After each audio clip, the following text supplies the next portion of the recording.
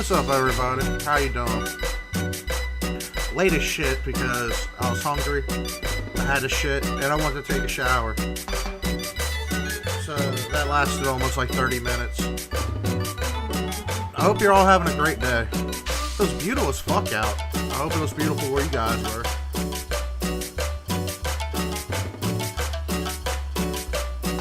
Turn the music down a tad bit. Make sure you can hear my fat ass. Well, today I'm planning on watching like 2 to 3 videos, reacting to them, and then playing some like Rivals, Marvel Rivals, maybe Siege, maybe CS. Well, that's my plans for tonight. I ain't gonna be on too long. I ain't feeling that too good, but we try to push through it. Oh, and thank you for breaking 300 subscribers. I appreciate that. Honestly, I never thought I would get past 10, but now I'm like at 300 and some, and I'm really grateful to y'all. Thank you. On Kick, I'm about like 35 followers, but YouTube, I got like 320 something, and I really appreciate that. Thank you.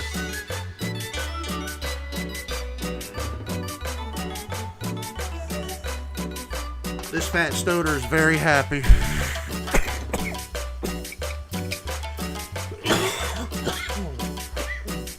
I just want to say, I appreciate the love.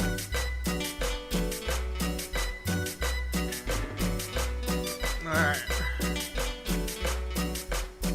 that's enough of that. Let's get into this video. It's serious history and most epic last stands in history. So far, my favorite last stand is the one with the Viking that held the bridge, and he didn't die until a motherfucker went underneath the bridge and stabbed him in the nuts. That's one of my favorite last stands. I wonder what you guys is. Today, we're going over the most epic last stands in history, Siege of Eger. It's 1526, and Suleiman the Magnificent, the Sultan of the Ottoman Empire, has just plunged Central Europe into chaos. At the Battle of Mohacs, Suleiman personally led his forces into battle against the army of the 20-year-old king of Hungary, Louis II.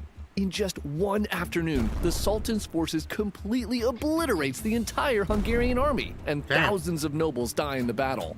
The young king tries to escape the massacre, but he falls from his horse and drowns in a river. With Hungary's leadership and army crushed, Suleiman expected the territory to quickly fall right into his hands. But what happened next would change the course of the Sultan's life forever. See, while the Ottoman Empire was becoming the dominant power in the East, the House of Habsburg, through marriage, war, and a bit of luck, had become the most powerful family in Europe. By the 16th century, the Habsburgs controlled Austria, Spain, the Netherlands, parts of Italy, and one of them was even the Holy Roman Emperor. Damn, they did good with their fucking family relations. Like, damn. Louis's queen was actually a Habsburg. Like I said, they were good at marrying for power. And so, when news of his death reached Europe, Ferdinand, the Archduke of Austria, and Louis's brother-in-law rushed to Hungary and made himself the king. A Habsburg trying to claim Hungary didn't make the nobles there happy, and this split the kingdom in two. Royal Hungary in the north was controlled by Ferdinand and the Habsburgs, while the rest of the former kingdom was ruled indirectly by the Ottoman Empire through a puppet king. This arrangement was not what Suleiman wanted. He had hoped for total control of Hungary to use it as a staging ground to invade Europe, and so he attacks the home of the Habsburgs, Vienna. His siege of the city fails, twice. And before he knows it, Suleiman finds himself locked in a decades-long personal war with the Habsburgs. The wars with the Habsburgs are on again, off again, but time after time, Suleiman is blocked from reaching Europe. Yeah, and you get defeated like a bitch you are. I'm sorry, I'm 100% team EU, European, because the Crusades were necessary to push out these douchebags. He's now approaching his 60th birthday, and the Habsburgs are still preventing him from manifesting his destiny. You only gonna manifest a dick in the mouth, bitch. I'm sorry, I'm very biased about this. is running out of time. And so in 1552, after what he feels is a betrayal of a peace agreement, he sends 2 armies across the border into Royal Hungary to try again to inch his way towards Europe. After decades of constant war, the Ottoman army is a well-oiled fighting machine. In the blink of an eye, 25 Hungarian fortresses were taken by force. The Sultan's 2 armies are simply I won't take that away from him. That man, those motherfuckers are really good at waging war. If they weren't, they wouldn't almost take over all of Europe. unstoppable, and they begin their march to their next target, a fortress on a hill that defended gold and silver mines that were essential to the Habsburgs' activity in Hungary. In early September of 1552, Captain István Dobó stands on the walls of Eger and watches as the day he had feared begins to materialize before his eyes. Bro, I can't imagine. You just chilling on your fortress and you look out and there's like hundreds of thousands of motherfuckers ready to take your butt. Yeah, I'd be sweating too, dog. But no surrender. They'll execute your ass if you surrender. Usually. Dobó knew that it was only a matter of time before Suleiman arrived at his fortress and spent weeks begging Ferdinand to send reinforcements. He received no response. Dobó was left with a small force of professional soldiers and is forced to recruit peasants who had fled into his fortress walls for security. Just over 2,000 men is all he will have to try to defend this castle from 40,000 Ottoman troops. No matter, he now will only count on help from God. Dobó instructs those willing to fight that they will not surrender and instead defend Eger or die trying. Messengers from the Ottoman camp bring Dobó terms for a peaceful surrender. In response, the captain hangs a black coffin between 2 spears on the ramparts of the fort. The message is loud and clear, and the Ottoman siege of Eger begins on September 17th. Cannons rip into the fortress walls, and the Turks advance on the castle for 12 straight days. The peasant women who sought refuge in Eger with their families watch as their husbands, sons, and fathers fight valiantly on the fortress walls to protect them. They turn and look into the eyes of their children and begin to imagine the horrible things that would come for them if these walls fell. This nightmare cannot become a reality, and so the women, both young and old, decide to join the fight. They boil hot water. You see, when it comes down to it, everybody fucking fight. It don't care if you're young, old, female.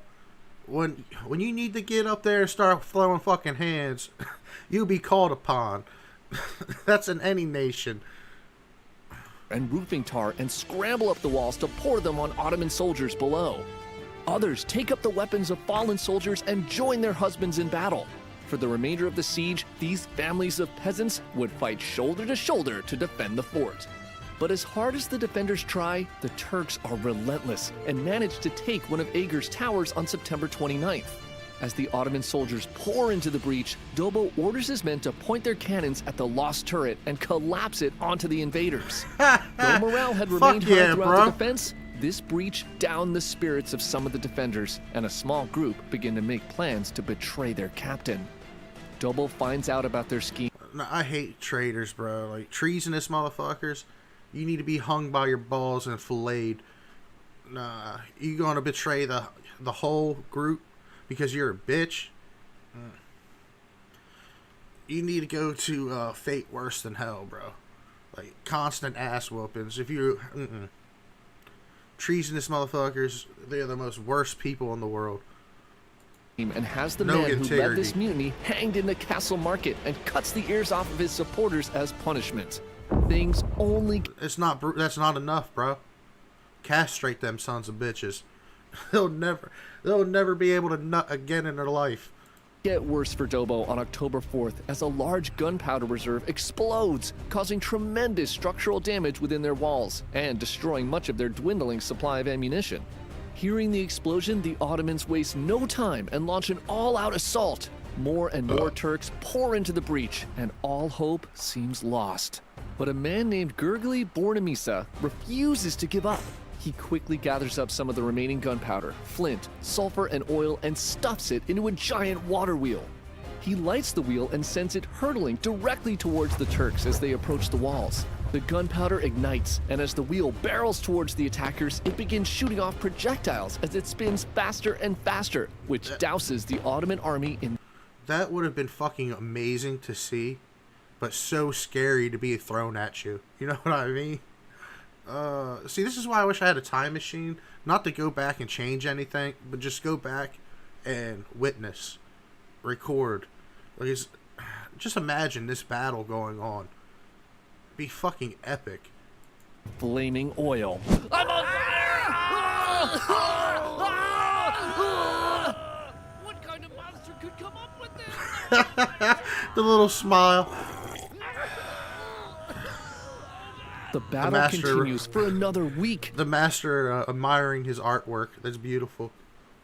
And as bad as things seemed for the defenders of Eger, things had gotten much worse for the Ottoman army outside. They did not expect this siege to take this long and had now run out of ammunition.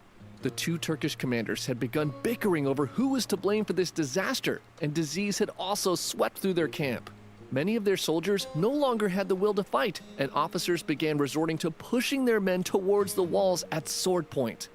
On October 17th, half of the battered Ottoman army leaves Eger, and the remaining army follows them the next day. An estimated 9,000 Ottoman soldiers died trying and failing to take the fortress. Against all odds, Commander Dobo and his ragtag group of 2,000 soldiers, farmers, and women had just handed the Ottoman Empire their first defeat in their war against the Habsburg. You will always lose more men attacking a defensive position than defending it. It's always harder to attack. I think, what is the key ratio? You need like 3 times the fucking number of defenders to have a chance. But even then, it's still fucking good luck. And he becomes a national hero in Hungary for leading one of the only defensive last stands in history that actually won. Battle of Cameron. For most history fans, the American Civil War is probably the first thing that comes to mind when you think about the 1860s. But did you know that at the very same time, just south, the French were conducting a full-scale invasion of Mexico, and it was actually in this conflict that one of the greatest last stands in history took place. It's 1861, and the Emperor of France, Napoleon III, feels he has just come up with the perfect plan to grow his empire. At the time, the Civil War was raging in the United States, and with the Americans busy killing each other, Napoleon thought this might be the perfect time to test that pesky Monroe Doctrine, a treaty that prohibited European states from messing around in the Americas. And just as luck would have it, Mexico had just given him the perfect opportunity to do just that. See, the Mexicans had just come out of their own civil war that nearly bankrupted them. They owed a ton of money to Europe, and being broke, the new government had... How many civil wars has the Mexicans gone through? Or Mexico? Where's my phone?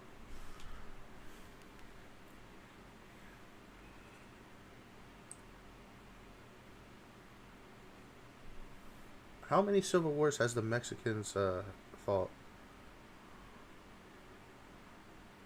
Mexico has had several major civil wars, including the Reform War, the Mexican Revolution, and the Cristero War. These conflicts often involve power struggles, like those between liberals and conservatives, or revolts against authority. So you guys don't got your shit together. You still don't got your shit together. All right. stopped paying their loans. This was no bueno to Europe, and so Spain, the UK, and France each sent troops to Mexico in December of 1861 to get their money back. I'm sorry, but every time France dabbles into something militarily-wise, it fucks up terribly.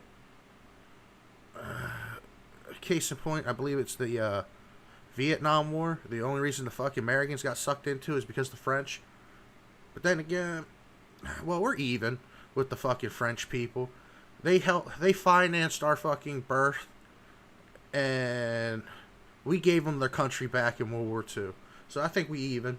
Fuck the French. The UK and Spain quickly reached an agreement. I like the Onion song, your soldier song, but other than that, fuck the French. With the Mexicans and head back to Europe. But France, on the other hand, begins to send more troops to Mexico, and it quickly becomes clear to everyone that Napoleon's goals aren't just collecting overdue debts. This was an old-school imperial invasion. Tensions continue to escalate as more and more French troops land in Mexico, and in 1862, 6,500 of Napoleon's imperial army begin a march towards Mexico City. The Mexicans scramble soldiers and militia to defend their capital, and skirmishes break out en route. The Mexicans fight valiantly, but the French push them. See, that's one thing I can give the fucking Mexicans. Like, they're slightly disorganized, and they can't really get the shit together when it comes to like state and federal affairs. But when push comes to shove, they're like an immovable force. They get together and they fucking like stand their ground. Ain't nobody stopping them sons of bitches.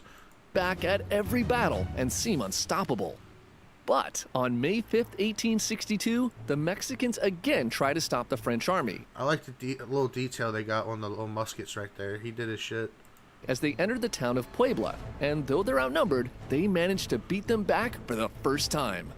This victory proved the Mexicans could go toe-to-toe with one of the greatest armies in Europe, and in fact is still celebrated unknowingly by Americans across the country to this day as Cinco de Mayo. But anyways, when... I would say that's cat, but knowing how fucking dumb my fellow citizens are, that's probably true. They probably just think it's a day to get drunk. News of the defeat at the Battle of Puebla reaches Napoleon, he's equally humiliated and enraged. He orders 20,000 more... Well, you gotta think about it. I'm sorry to keep pausing this, but you gotta think about it. Everybody in Mexico is fighting for their home, their fucking liberation and their way of life. All your soldiers are fucking thousands of miles away from home and don't even want to fucking be there. They're just there because some rich douchebag wants shit. Troops to be deployed. Who's gonna fight harder? To stamp out the Mexican resistance, and by 1863, the French have nearly 30,000 soldiers in Mexico, and amongst the reinforcements were a small band of soldiers from the French Foreign Legion. Made up exclusively of refugees, criminals, and ex-mercenaries whom Napoleon wanted to get out of Paris, the Foreign Legion was a real kill two birds with one stone idea. Deploying these burdens on society to fight battles far away from France would not only clean up his streets, but also give his generals some cannon fodder to send into the most dangerous places. Unexpectedly, the Legionnaires had proven themselves as fierce fighters in the Algerian campaign, but despite their bravery, they were still considered to be low-class soldiers. Useful, but ultimately expendable. Little did anyone know that this reputation would soon be changed forever as the French began their second attempt to avenge their most embarrassing defeat in Mexico. On March 16, 1863, the French attack Puebla a second time and lay siege to the town. Cannons rip apart buildings, and the Mexicans are forced to abandon their initial defensive positions. But what was supposed to be a quick victory earned through shock and awe drags on as the Mexicans raise barricades on every street and force the French to fight house to house. By the end of April, the French were running low on ammunition, so honestly, that'd be more fucking scary because it takes a process to reload their muskets and all that shit. So fighting house to house will quickly turn to bayonet swords and clubs and shit. Yeah, that'd be wild. Supply caravans were sent from Veracruz on a 60-mile journey to Puebla. In the caravan were 3 million francs in gold to pay the troops, ammunition, and additional artillery weapons. But word travels quickly, and soon native spies inform the French that the Mexican guerrillas are planning to attack the caravan. Reinforcements must be sent immediately to protect the convoy, and so 62 soldiers and 2 officers from the 3rd Company 1st Battalion of the French Foreign Legion, under the command of Captain Jean d'Anjou, are sent out in the dark of night to find the convoy and help escort it to Puebla. That's probably a bad idea. On April 30th, at 5:45, after having marched throughout the night, the exhausted Legionnaires arrive at the planned rendezvous point. They begin to brew some coffee to try to wake up, but their short break is almost immediately interrupted as 250 Mexican cavalry appear on the horizon. D'Anjou orders his men to chuck their coffee, and they make a quick break for an abandoned hacienda, a compound with a 2-story farmhouse surrounded by 10-foot walls in the nearby town of Camarón. As they near the hacienda, 800 Mexican cavalrymen emerge ahead of them, and they quickly charge the Legionnaires. D'Anjou orders his men to form a hollow square, and firing in volleys, they manage to push back the cavalry charges twice while continuing to retreat to the farmhouse. That's good. The Mexicans That's continue to chase them, thinking. and 16 of D'Anjou's men are captured. The remaining 49 Legionnaires manage to make it inside the hacienda. but Mexican forces soon arrive and completely surround them. Danjou realizes they are trapped, and the chances of survival are grim. But maybe they can stall the Mexicans just long enough for the supply convoy to slip away and reach Puebla. Danjou watches as more and more Mexican troops gather outside the compound. He takes a deep breath and turns to his men. He holds out his hand, a wooden one that replaced the one he'd lost fighting for the Legion, and asks them to swear on it that they will all fight to the death rather than surrender.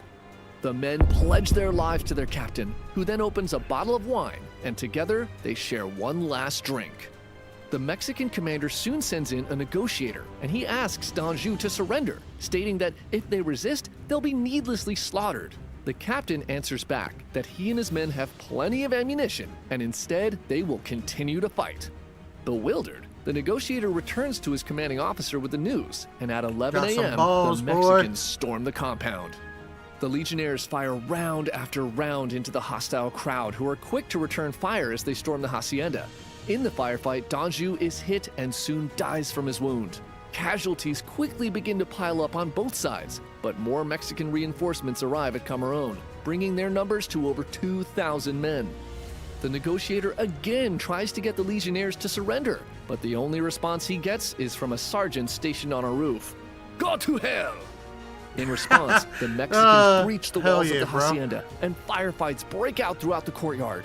The Legionnaires continue to fight, but by 5 p.m., only 12 of them remain standing. The Mexicans withdraw from the compound and give the French one last chance to surrender. This offer is met with complete silence. At 5:30 p.m., the Mexican forces launch a final charge, and within an hour, all that's left of Danjou's men are a lieutenant and 4 soldiers who find themselves trapped in a small storehouse.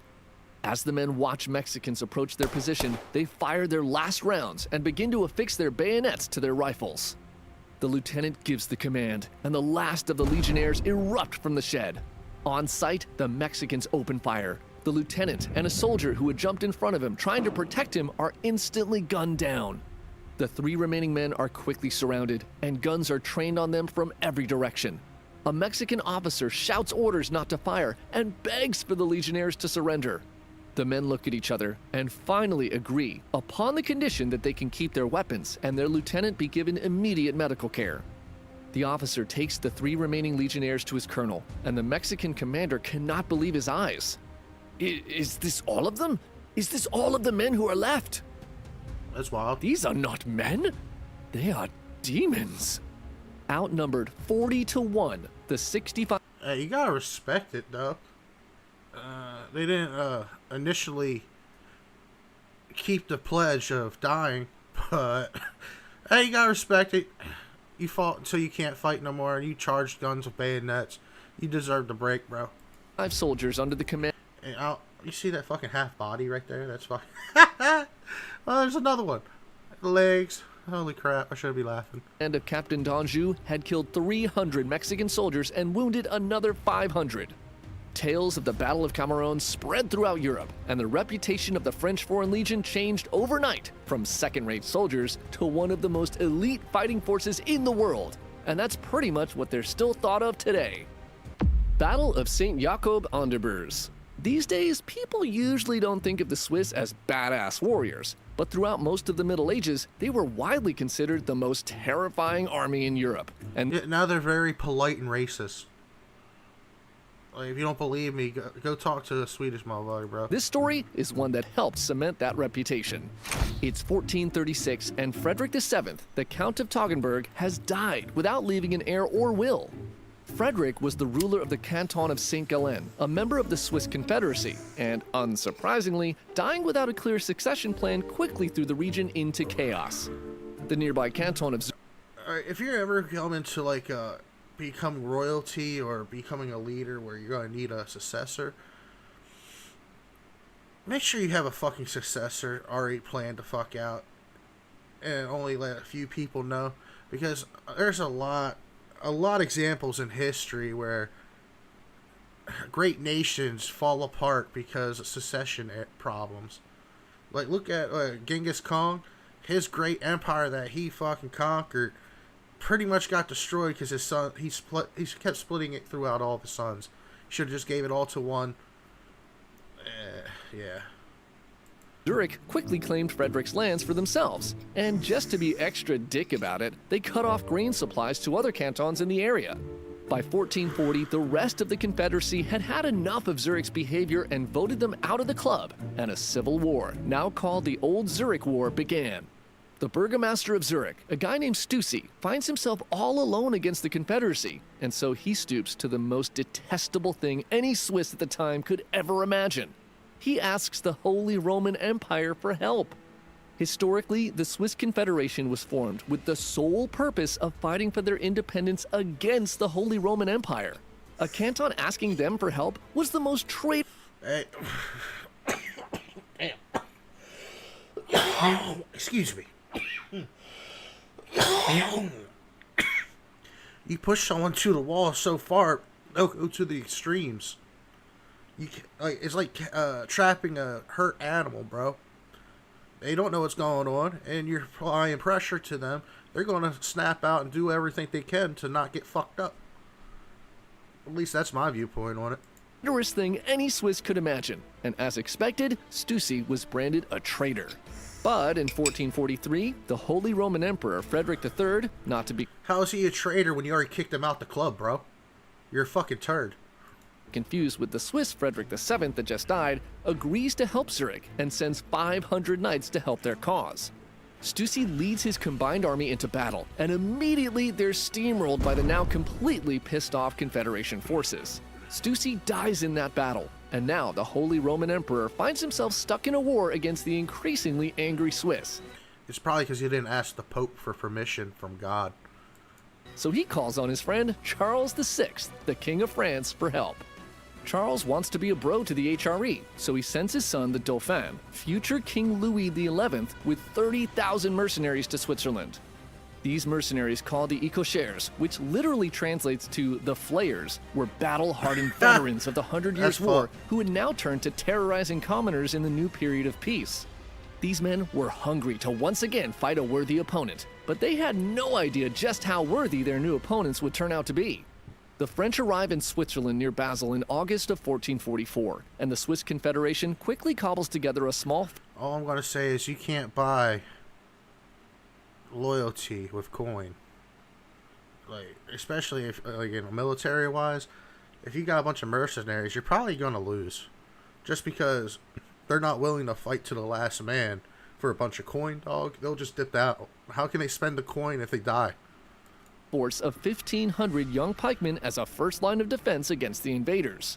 In the early morning of August 26, 1444, this small regiment, after having marched all night, finds a French vanguard in a nearby village called Pratin. As they watch these foreign soldiers casually strolling the streets, the pikemen become enraged that Zurich has stooped so low as to invite the French to fight with them. Instead of calling for Everybody hates reinforcements, the as they were French. instructed to do, the 1,500 Swiss pikemen are overcome with anger and charge directly at the French vanguard. A vicious battle erupts in the streets as the French, not expecting to be attacked so eagerly, are caught completely off guard. The Swiss are terrifying as they viciously cut down and impale the invaders without mercy, and soon many of the Ecochers, the scary mercenaries the Dauphin brought with him, begin to flee the battle. The pikemen quickly find another unit of French soldiers in the neighboring town of Moutons, and once again, on sight, charge directly at the vanguard and rout them as well. The Swiss now feel invincible. The French are cowards. And so, instead of following orders and reporting That's a fucking label that stuck through them to even modern day. back like they were supposed to, they go out and hunt for the rest of the French army, whom they eventually find across the River Birs. With the sun rising high in the sky, the Dauphin and his 30,000 men stare bewildered as a small band of 1,500 Swiss soldiers wade through the river directly towards them and begin to form 3 pike squares. The mismatch is ridiculously obvious for everyone there. The French outnumber the Swiss 20-1. This is going to be a massacre. But before they can figure out what's going on, the Swiss begin charging at them in formation. The Dauphin is startled, but he quickly orders a cavalry charge. The Swiss are brave, but they can't possibly... Oh my God, we are dying! Against You sounded German, bro. That didn't sound French. You should have put a ho at the end of it. overwhelming odds, the Swiss maintain formation and fight off these charges again and again. Soon, the cavalry is pushed back, and the Swiss Basically, we got quality over quantity happening right now. Perfect example of it. find themselves within striking distance of the main French army. The Dauphin quickly orders his crossbowmen to fire at the Swiss to finish them off. On command, thousands of bolts are sent hurtling across the battlefield directly into the advancing formations. But as they lower their weapons, the French watch in horror as the Swiss simply rip the bloody bolts from their bodies and continue to march forward Exaggerations, I believe. undeterred. As they draw nearer, the French can see that some of these soldiers had lost their hands while fighting off the cavalry charges, yet they continued marching forward in formation using their bloody stumps to hold their weapons. Now in range, the Swiss pike squares charge at full speed, and brutal melee combat erupts as the forces clash. The battle rages on for a few hours, with soldiers on both sides falling at a rapid pace. Despite the overwhelming odds, the Swiss fight without fear. But eventually, the sheer numbers of the French army begin to collapse their formations, and they're forced to retreat to a small hospital called Saint Jacob. The French roll out cannons and open fire on the hospital. Within hours, the building is a smoking pile of rubble. The Dauphin sends Burkhard VII Munch, a Swiss noble who had sided with Zurich against the Confederation, to broker a surrender with any remaining survivors. As Munch rides his horse through the ruins of the building, he sees the broken bodies of hundreds of Swiss soldiers strewn about the floor. He raises his visor, and as he looks at the bloodied men lying all around him, he mockingly says, "I gaze upon a rose garden that my ancestors planted 100 years ago. Here, eat one of the roses." That's so fucking stupid. This actually happened, and he died 3 days later from that. Anyways, after the failed negotiation, the French army storms the hospital. The remaining Swiss soldiers fight to the end in a valiant but ultimately doomed last stand. Just 16 of the Swiss pikemen survived the final battle. They never surrendered, but instead were so injured that they were mistakenly piled with the other dead bodies and were later discovered alive. Though they were defeated, the small unit of crazy Swiss psychopaths managed to kill 3,000 French soldiers, and this made the Dauphin not super That sounds about right for these barbarian motherfuckers. excited to fight the real Swiss army that was waiting for them. Not wanting no smoke, he decides to turn his army around and head back to France, where they sign a peace treaty with the Swiss Confederacy shortly after. Word of the Battle of Saint Jacob an der Burs quickly spreads throughout the land, and the Swiss earn the reputation of being the most fearless soldiers in all of Europe. So much so that they're eventually hired by the Pope to defend the Vatican, and they continue to do so until this very day. Savage. That was a good video. I liked it. Made me laugh. Shit wild. Alright. The next video is going to be the heist and battle of North Hollywood. I know a little bit about this, but I never really looked into it. I just know they're the reason why the police have fucking military grade weapons. Friday, February 28th, 1997. Year after Two my professional birthday. bank robbers overtake a North Hollywood branch in Los Angeles. Sporting a military-grade arsenal and covered nearly head to toe in body armor. And as fate would have it, an LAPD officer in the right place at the right time witnessed the moment the gunman entered the bank. The police soon had the men surrounded, expecting the men to barricade inside. But instead, the two robbers swiftly exited the bank, spraying over 1,000 rounds at police. Over 44 minutes and 2,000 rounds exchanged. The streets of North Hollywood turned That's loud. into a I don't know living about hell. y'all, but that was loud.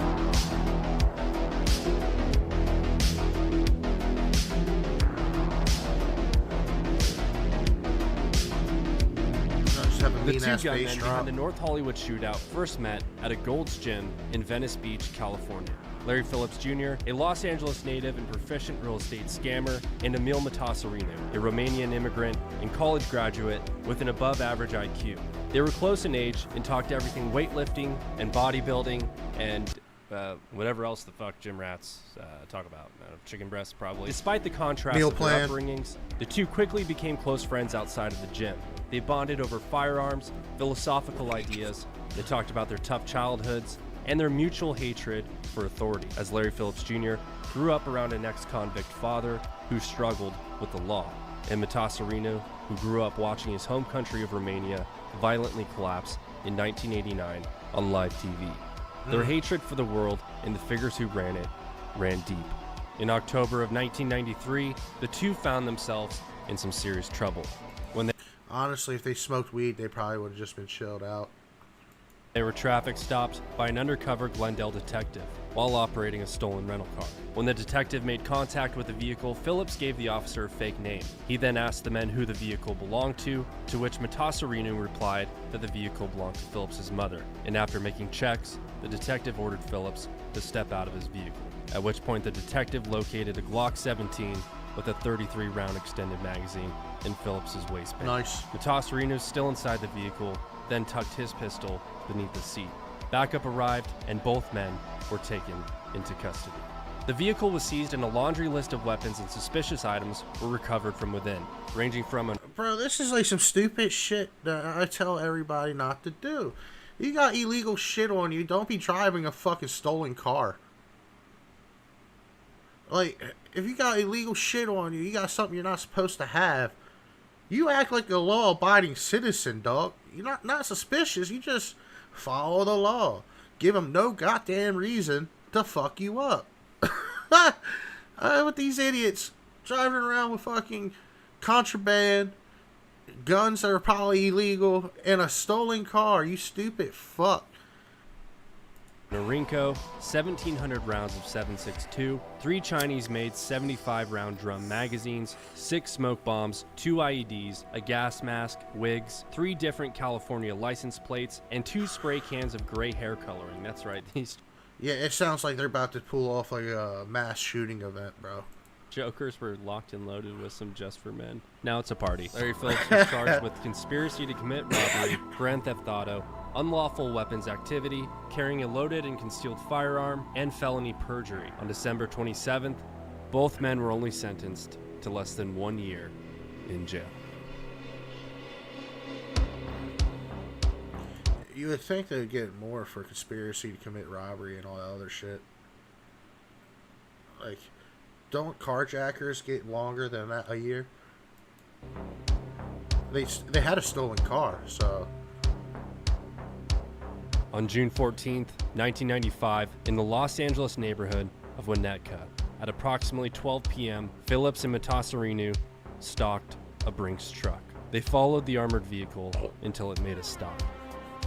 They watched as the guard got out and made a delivery.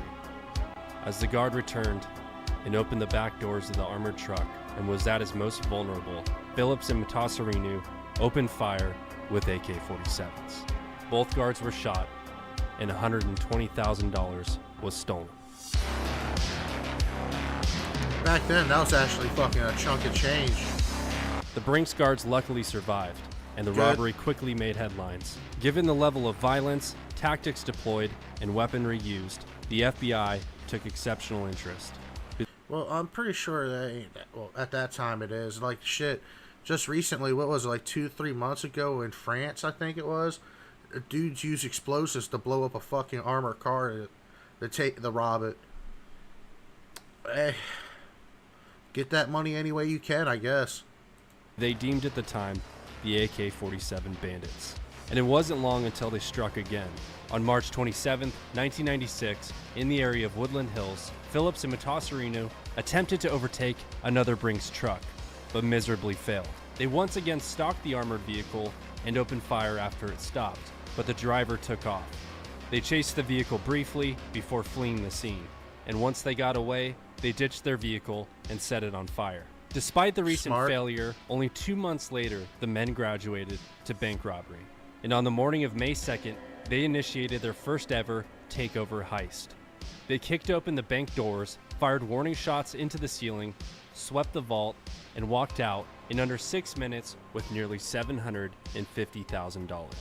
And high on success, And honestly, bro, they should have ended at that. At that time, that amount of money, you're good. You're fucking straight. Just, you got the bread, now dip out and leave. Just live the rest of your life comfortably, bro. You can start a business with that. You could do... Bro. This is why greed is a sin. It's a downfall. after making it out clean, they hit their second score only 29 days later. On the morning of May 31st, Phillips and Matasareanu took over a Bank of America branch in Winnetka.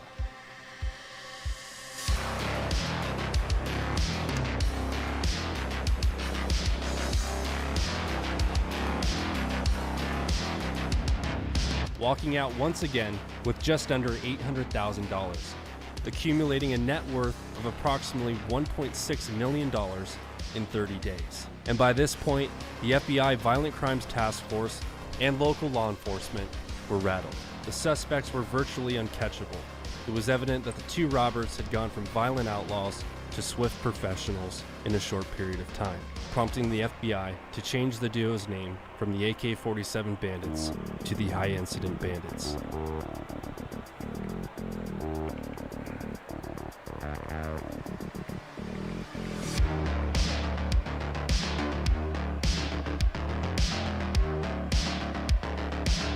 Alright, I looked it up.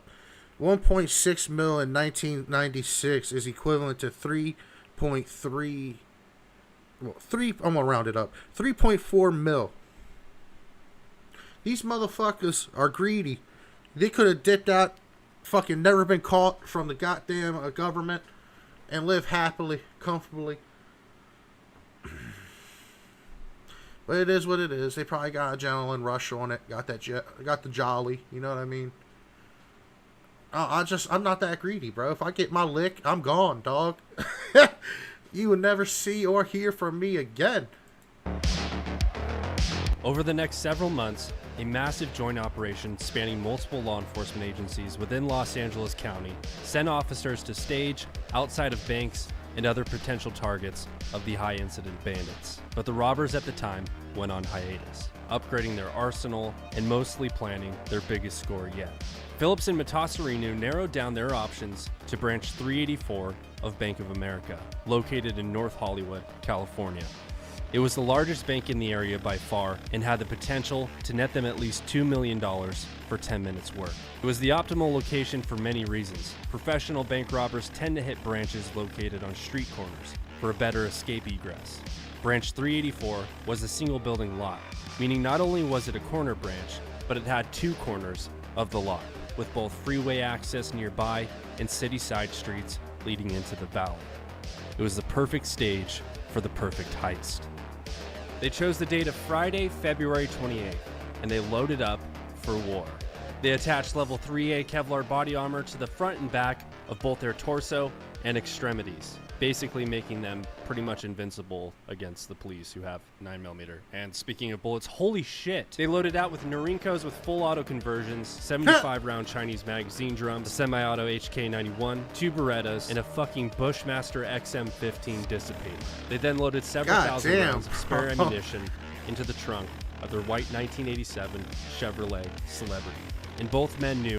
Real talk? into the trunk of their... I like that car. Like the body style, how it's like fucking angular like that, box wise. I like that style. But I also like the bubble style, like the 50s and 60s. Like cars nowadays, they got real like, what's the word I'm looking for? None of them really unique. They all look the fucking same. White 1987 Chevrolet Celebrity. And both men knew there was no going back. They dug their graves in their past robberies, and after getting busted once, they knew they would be facing life in prison, unspoken, but likely even fearful of one another, and the idea of their counterpart cooperating with authorities in exchange for a lighter sentencing. They knew from here on out, contact with law enforcement could only end one way. And on the morning of the robbery, the men each took an unknown dosage of phenobarbital, a central nervous system depressant to basically Master Chief the shit out of their nerves. They suited... That's actually pretty smart for what they're about to do. Like, yeah. They were fucking prepared for that, dog. up, drove to the bank, synchronized their watches, and at 9:17 a.m., Larry Phillips and Emil Matasareanu clashed through the doors. See, that's the problem. They should have waited until 9:30. Of Branch 384, firing rounds into the ceiling and declaring aloud, "This is a fucking holdup.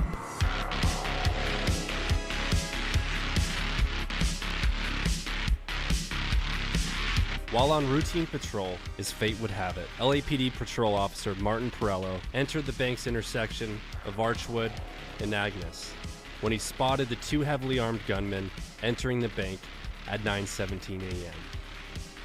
See? And just like that, If he would have left at 9:30 and went in that bitch, the dude would have already drove by and they would have been able to got away for that shit. Always eat. If you're gonna do something, always try to keep it at an even number.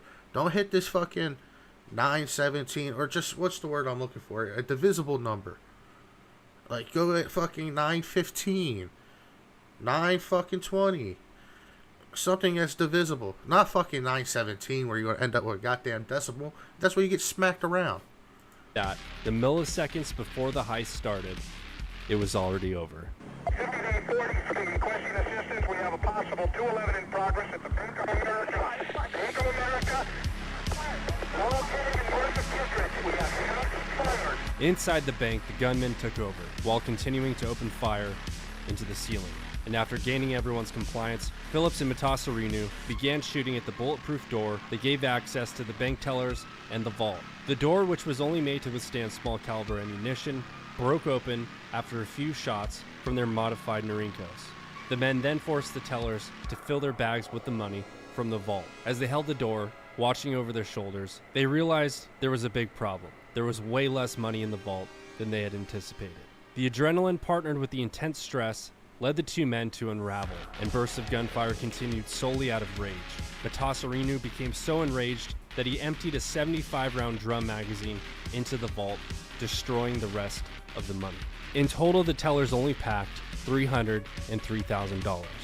Meanwhile, outside of the bank, LAPD officers Perello and Farrell enter the perimeter of a parking lot across the street and are soon joined by multiple officers rushing in to the area.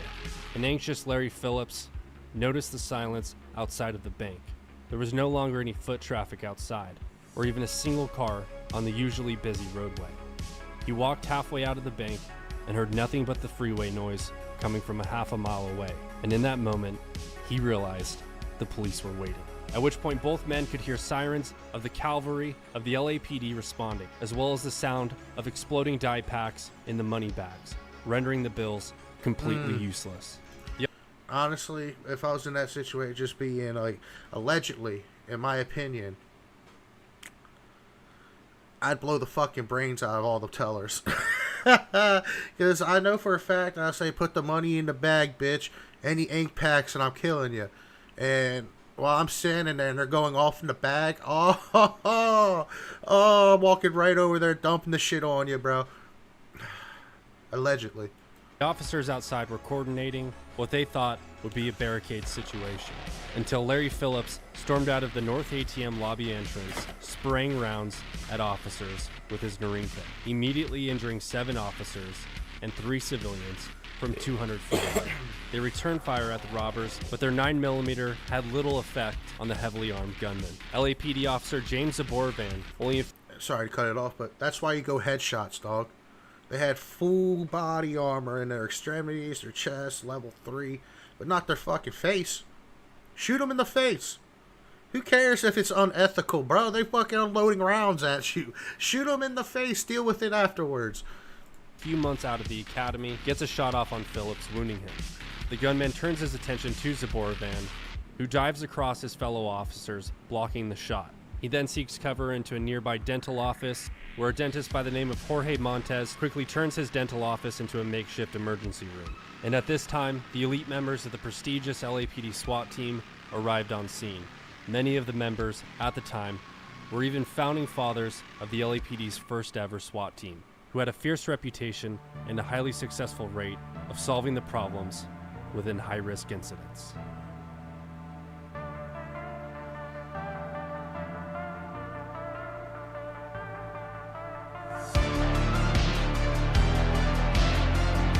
Alright.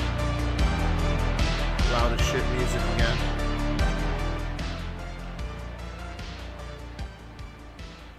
Phillips retrieves the HK-91 and begins sniping news helicopters with 308, hitting a KCAL-9 chopper's rear stabilizer, until a group of officers who raided a nearby gun store to obtain higher caliber weapons returned and landed a shot on the HK-91, disabling it. Phillips picked back up his... Why did you shoot the gun? You should have shot him in the fucking head. It would have been over. You only had to deal with one person. I don't know. I think I'm too literal with shit. Because if somebody's going ape shit with AK shooting up everything while they're committing a felony robbery, well, bank heist, why are you trying to end it with them still alive? Just fucking cap them in the head. Norinco until his weapon stovepiped. Not knowing how to clear the malfunction, he pulled out his Beretta and continued firing at police. I thought, well, the documentary I watched is, he was unable to unjam it because the injury he sustained it to his hand or arm or whatever the fuck. But let's keep watching. Suddenly, realizing it was the end, Larry Phillips took his own Beretta and ended his life. Ended up with a headshot anyway. Matasarinu tried to escape by hijacking a civilian's truck, but failed. The SWAT team saw this and took advantage of Matasarinu's exposed position and moved in to engage him while taking cover behind a patrol vehicle.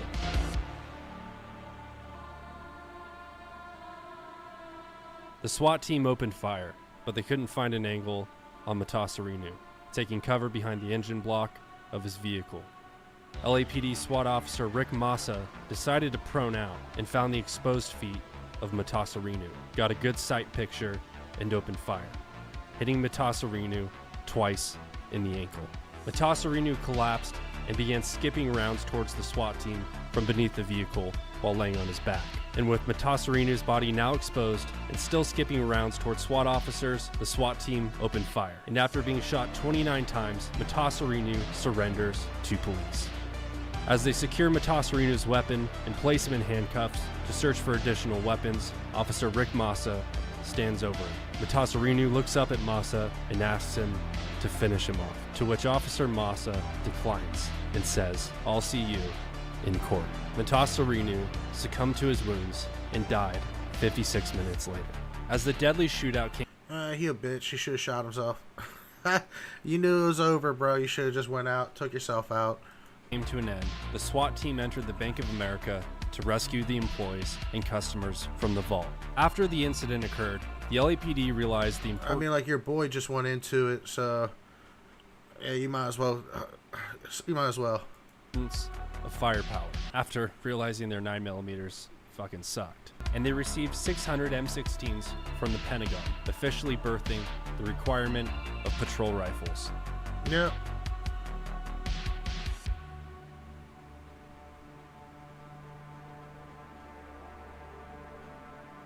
One year after the incident occurred, 19 LAPD officers received Medals of Valor and were even commended by then-President Bill Clinton. Despite the injuries, the shootout is regarded as a success for police, who were severely outgunned and managed to prevent any civil... Well, honestly, with the policies and the temperament of the time, yeah, I would say that's success. It could have ended a hell of a lot worse. Like, a bunch of motherfuckers showing up with 9mm with a dude who has a full arsenal. You're retarded.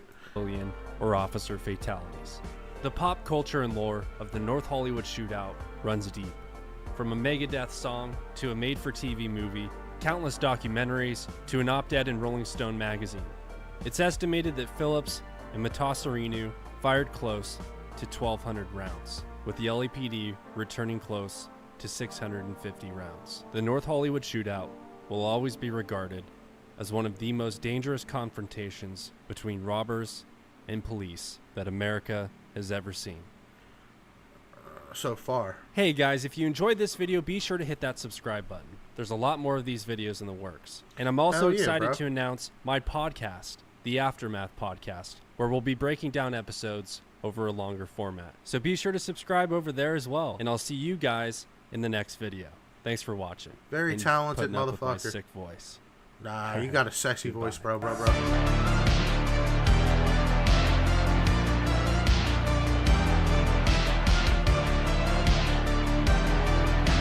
Yeah, I fuck with that. That was a good video. Give you a thumbs up. Alright, now this is a video I was actually interested in. It's this dude, the visual scientist, he fucking does real up close looks to shit with a microscope. And it's KFC, Popeyes, Chick-fil-A. The microscope don't lie. They're seeing if it's real fucking chicken. And I'm kind of interested in that.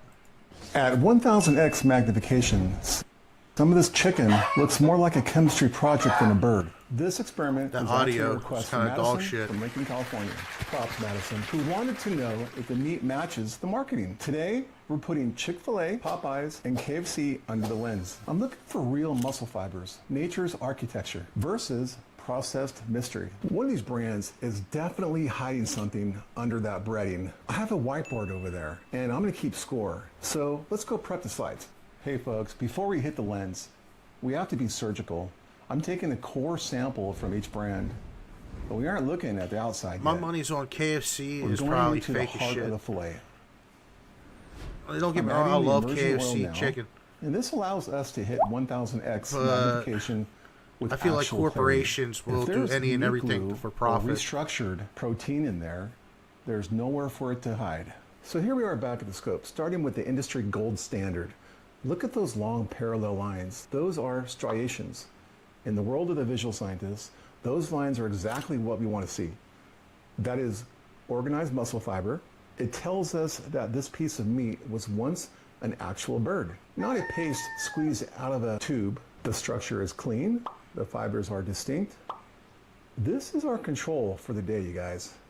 If the others don't look like this, we have a problem. So I'm going to show you exactly That was how to Chick-fil-A's? spot the difference yourself. On the left, we call that real muscle integrity. On the right, it's called restructured meat. Industry players use enzymes like transglutaminase, like transglutaminase, otherwise known as meat glue. It's actually pronounced transglutaminase, to turn scraps into a solid-looking fillet. Remember those lines. On the left, we have what nature intended, striated muscle integrity. I'm circling the striations right now. These repeating dark and light bands are called sarcomeres. They are the functional units of the muscle. See these long vertical cables? Those are myofibrils. They're perfectly lined, proving this tissue hasn't been tampered with or ground up. And these dark oval structures on the edges, those are nuclei. Real chicken is multinucleated living tissue. When you see this level of biological Looking at it real close up is wild, for real, dude. architecture, you know you're eating a whole muscle fillet. So now look at the right, you guys. This is a total collapse of structure. Bro, that looks like someone's brain after they had fucking brain worms. Look at all those holes in it. Just an amorphous matrix. I'm circling these white pockets. Those are lipid globules. In processed meat, the fat isn't part of the fiber. It's just trapped oil droplets floating in a protein emulsion. See these dark, jagged fragments? That's cellular debris, a common byproduct of mechanical separation. This is what happens when you take scraps, grind them into a featureless paste, and use meat glue to press them into a chicken shape. So we're already That's taking a nasty look at as Chick-fil-A shit. before, but I wasn't really satisfied. I wanted to go deeper. Today, we're pushing the sample to the absolute limit at 1000x magnification using oil immersion. If you've ever wondered if this is actually real chicken or just some high-tech lab sponge, the cellular level is where the truth finally comes out. So at this scale, you aren't just looking at meat, you're looking at biological architecture. See these long parallel lines?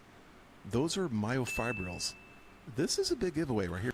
I'm learning so much today. Holy shit. So, what I'm looking at right now is Chick-fil-A.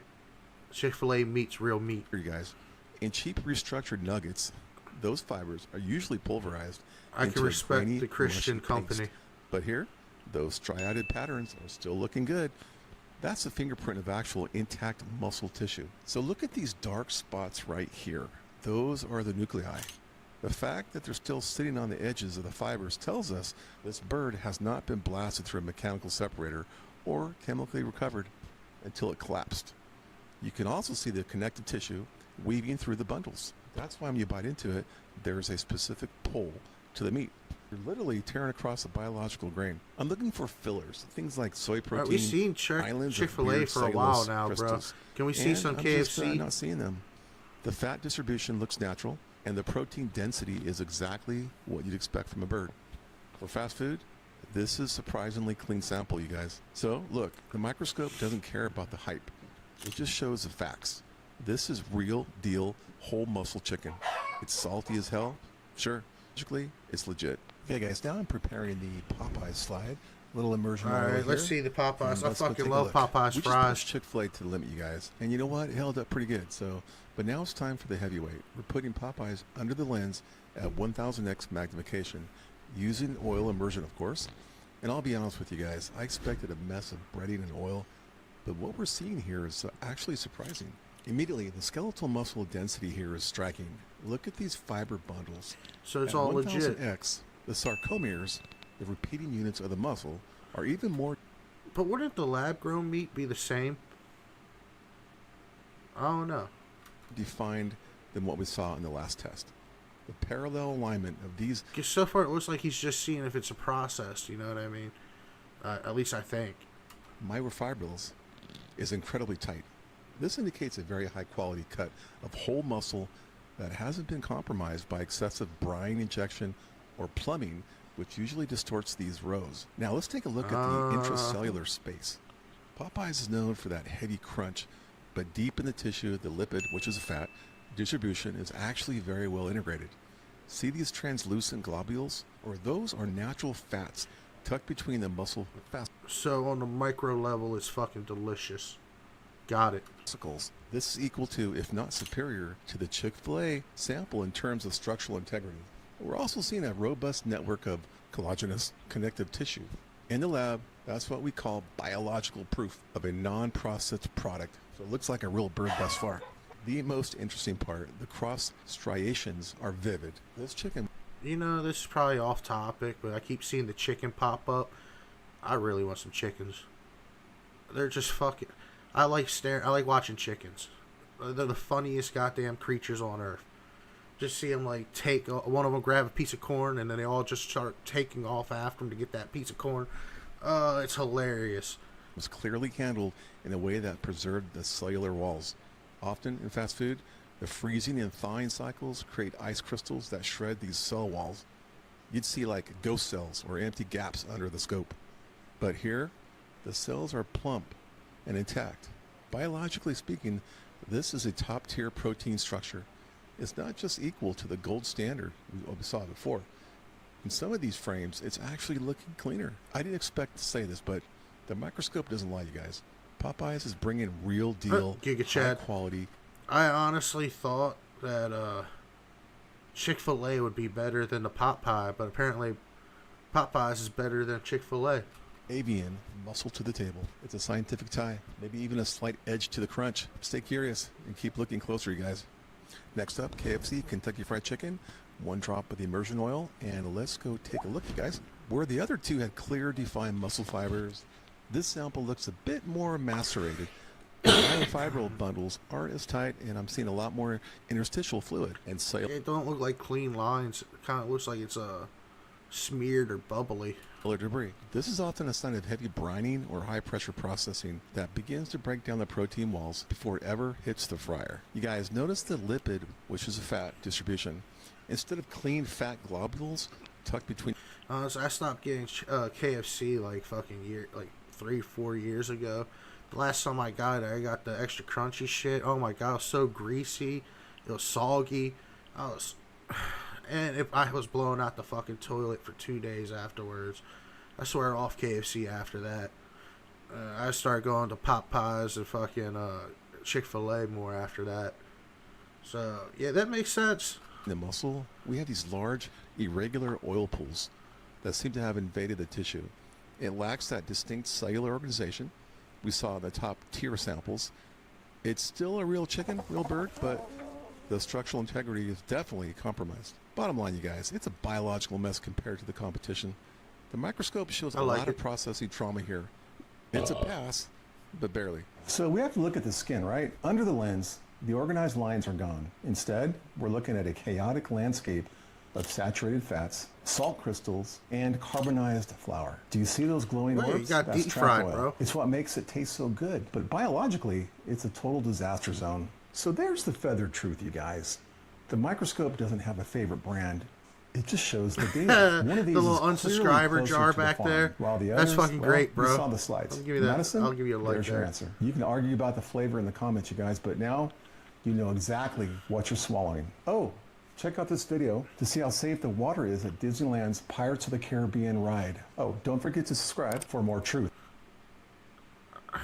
Didn't allegedly they had a flesh-eating virus in that water? Or am I tripping? I don't know. That's what I thought. But that was interesting. Fucking, if you want the best kind of chicken, fast food wise, go to Popeyes.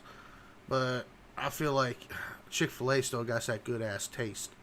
Especially with their sweet sour sauce. Oh yeah, honey mustard too. Fuck yeah. My fat ass is getting hungry. Oh yeah, and I just seen this the other day. Trump fast-tracks psychedelic drug research for treat veterans, which is fucking awesome. I honestly believe that the psychedelic mushroom known as shrooms could help with depression, PTSD, and other mental mental diseases or illnesses. Just from my experience of using, the ego death is real. Today I'm pleased to announce historic reforms to dramatically accelerate access to new medical research and treatments based on psychedelic drugs. In many cases, these... And there has been research in the past before the government shut it down for whatever reason, aka big pharma lobbyist, proving that it has tremendous benefits for people with PTSD, depression, and addiction problems. I feel like the research was forcibly smothered because profit. So this is a great thing. I feel like this is a fucking W Trump. Experimental treatments have shown life-changing potential for those suffering from severe mental illness and depression, including our cherished veterans. Our veterans have it. I know this one dude. He's a fucking Desert Storm veteran and shit, and he has PTSD. And when he started doing micro doses, and he has a lot of better outlook on life. He's not that depressed no more. He doesn't have an outburst of panic attacks and waking up in night terrors. That's what him and his wife has told me, is that he doesn't wake up at night and fucking screaming anymore. So I truly believe there is some benefits with psychedelics. So we need to research that a hell of a lot more. Tremendous hard time. You know, the suicide rate, we have it down a little bit, but they are having a hard time. And I got a call from a number of people, including the great Joe Rogan. And he said, we have to do something about this. And I looked into it. I called Bobby, I called Oz, I called Marty and Jay. And it was uniform support. And I said, so why would we wait 3 or 4 years to get it done? Or 10 years, frankly. Let's get it done immediately, and that's what happened. This has probably never been anything happened so quickly. Everybody is so strongly in favor of this. It's for a lot of people, but it's for our military in particular. The suicide epidemic among veterans is a national tragedy. Since 9/11, we've lost. And plus, if there's a natural remedy for all these fucking issues that the people are experiencing, I'm more down for it, because that processed fucking pill shit is really terrible for your kidneys and liver and stuff like that.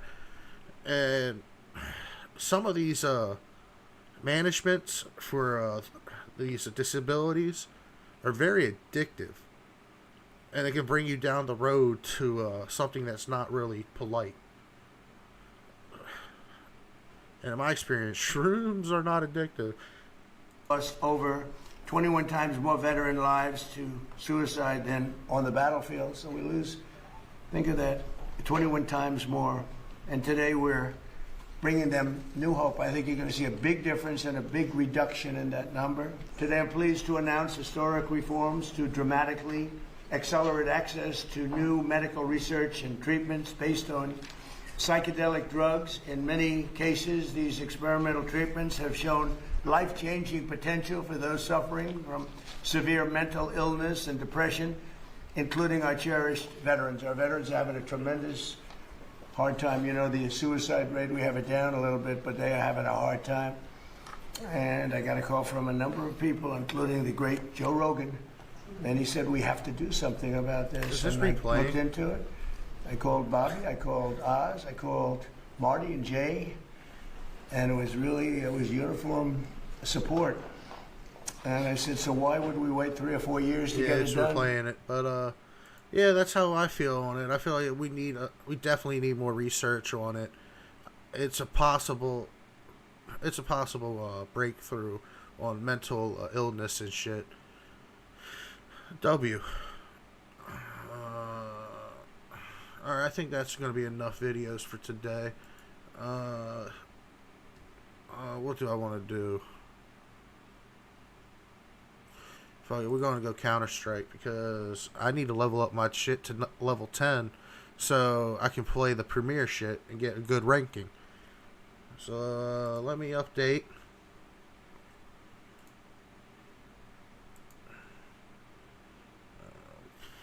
Play some music.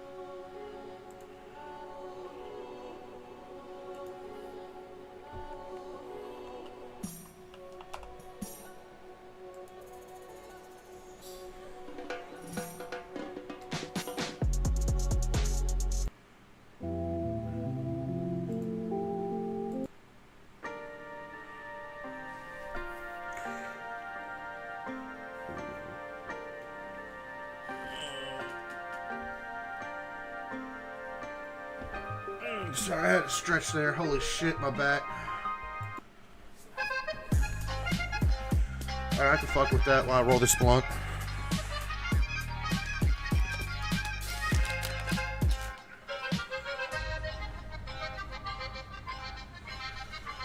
I hope you're all having a good night. I am.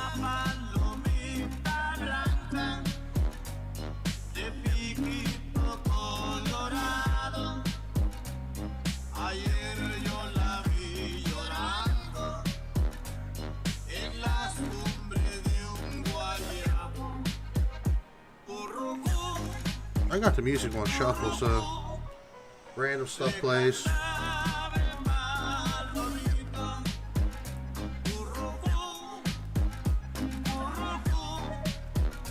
Alright, that shit's broke up now. Where'd I put it? There we are.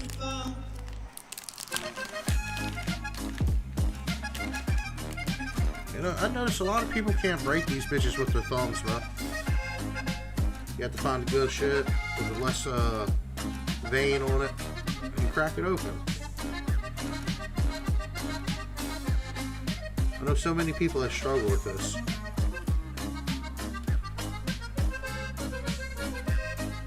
All you do is just like do a little tear at the top and pinch. And it just cracks open on its own.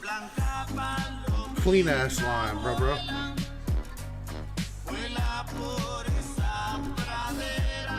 Probably can't even hear me over the music. Oh well. Really don't know the quality of the stream until afterwards, and I do through the edits and try to make videos and shit, which I'm slacking on. I really need to stop slacking on it and start doing it. I don't know, it's something that takes up my time while I look for a job. Idle hands really fuck us up. Not doing anything, just sitting around.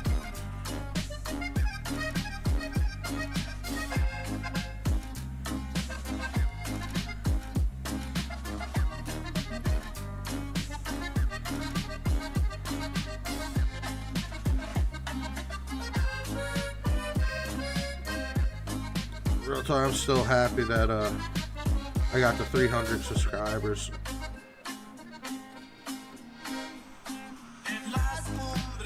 I've been doing this on and off for like a while now. But after I got that really good job, I stopped doing this because I was worried that I might get fired or something because someone seen me saying something online. So I focused on work, and they ass just fucking fired me anyway. Economic restraints. Granted, I understand that was the last one. That was the last one hired, but fuck, man. Oh well. It was a good opportunity and experience.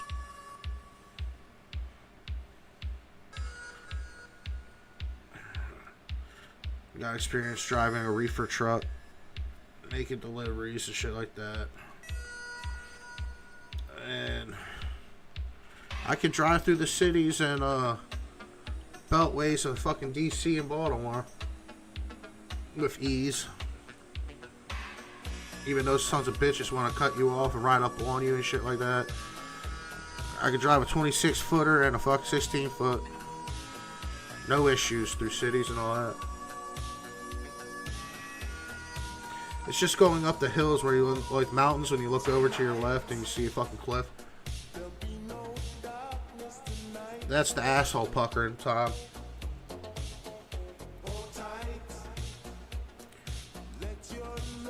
I've seen so many accidents too, it's wild.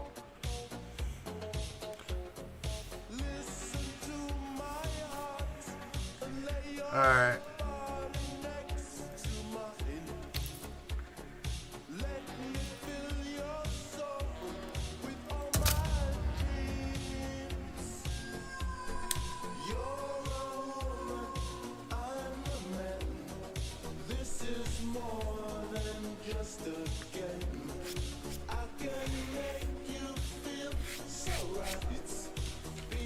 Dutch Master sponsor me by. Sponsor me. They're the best fucking cigarello you can get.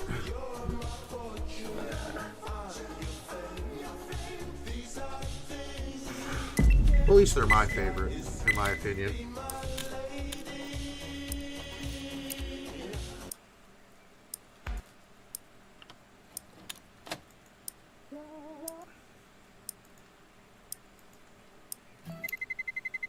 Let's roll.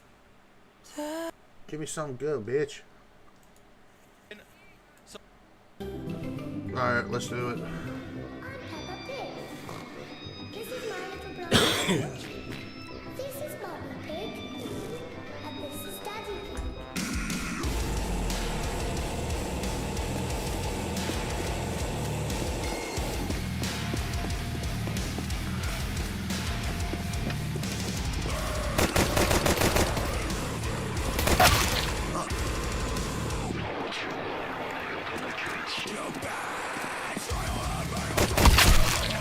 I was looking at my shit, boy. What are you doing?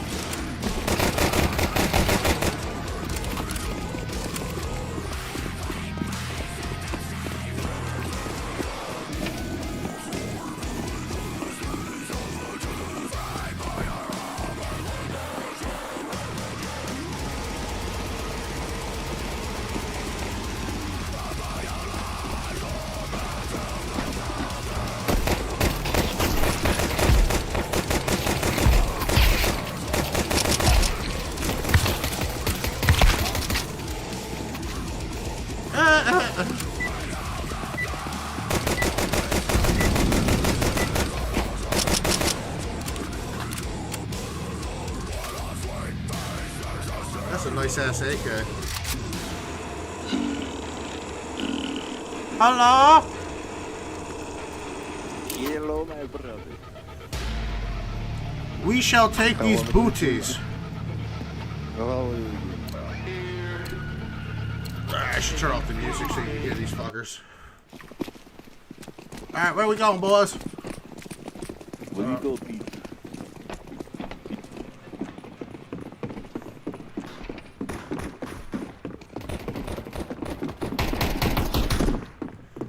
Good stuff, look.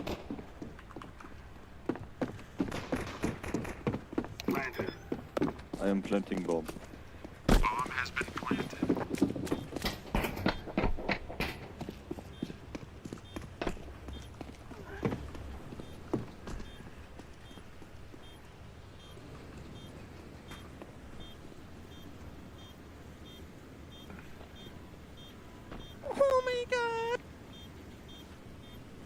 Jeremy Wade is thing.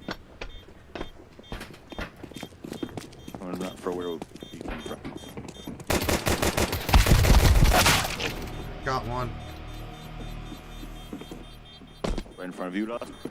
This guy's 6 blood.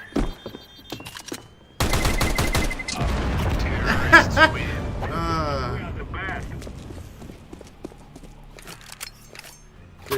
Good shit, team. Yes, sir.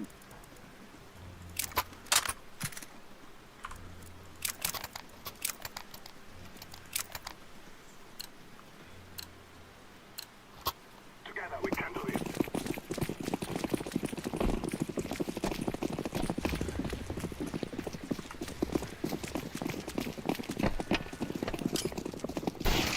Grenade out. I'm throwing the flashbang.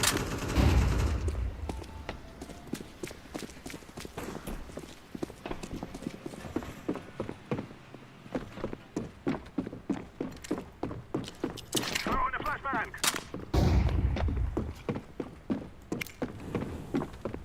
I'm throwing fire.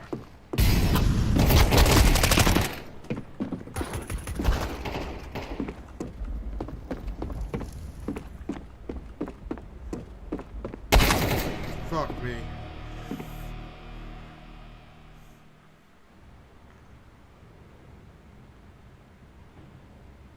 This motherfucker's just opening up cases and shit.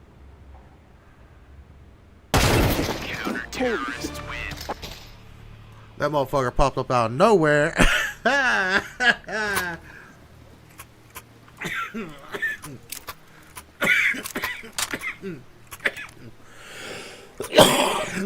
Damn. Babylon, get my ass. Let's go.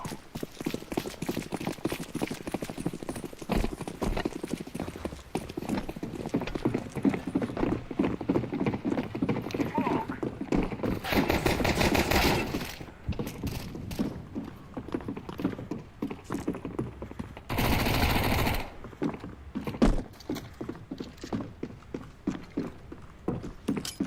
I'm throwing a grenade.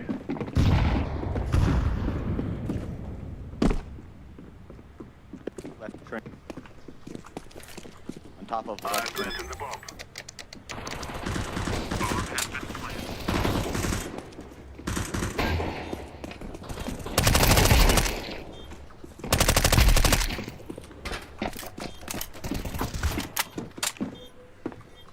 On.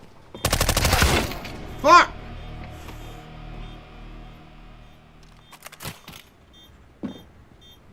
In front of you. He's on site. Good. Oh, he has time. Yeah, he just made it.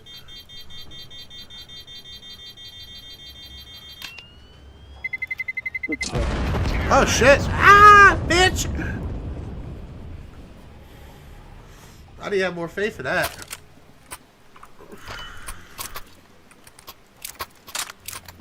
Let's go A through there. Alright, balls deep. Balls deep A, and then we have 2 split and go. Guys, I told you, we kill them all.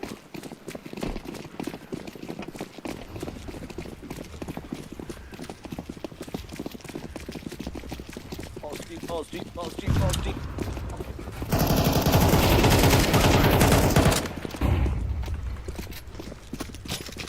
Grenade. I'm throwing the flashbang.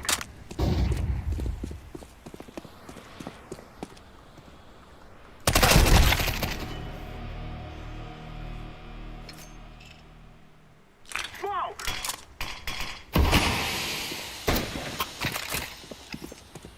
Behind you. That did not work. I feel like they were ready for A.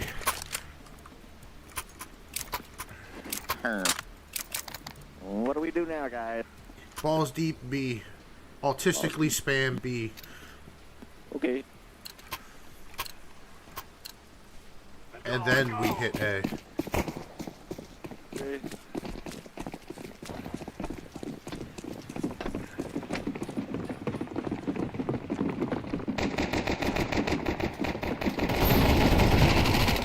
Good stuff. Get on it, get on it, get bombed down, get bombed down.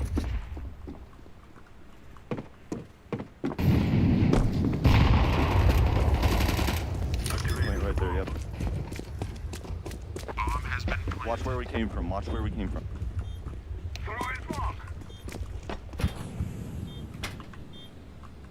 Stay there, Les, stay there, stay there. We lost, holy shit, we lost.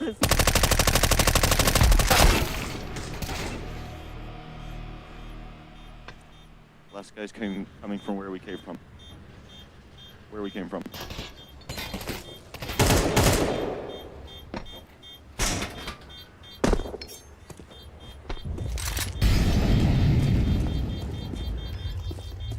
He doesn't have time, he doesn't have time.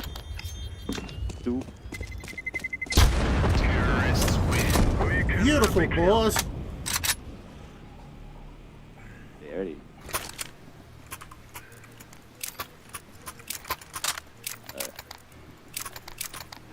They're not ready for this weaponized autism. No, another.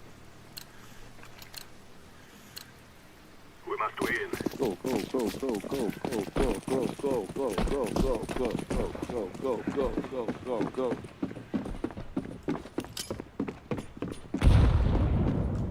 Grenade out.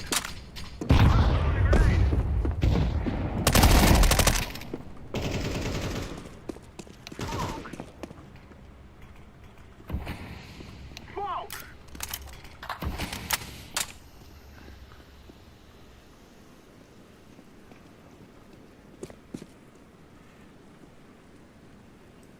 Ace clear.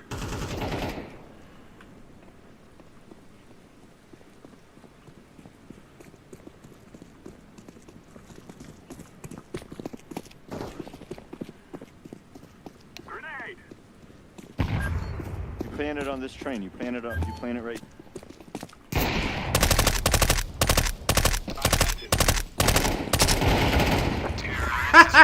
Bitch! GG, boy. Oh.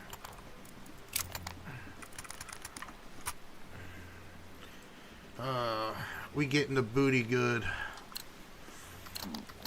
We getting booed. Move it. Getting booed.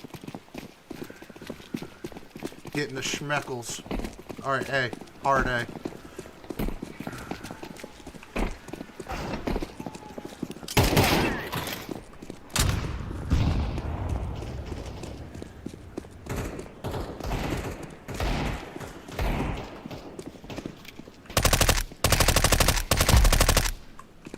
One more there, follows the prod. Throw in the flashbang. Try to get bombed down.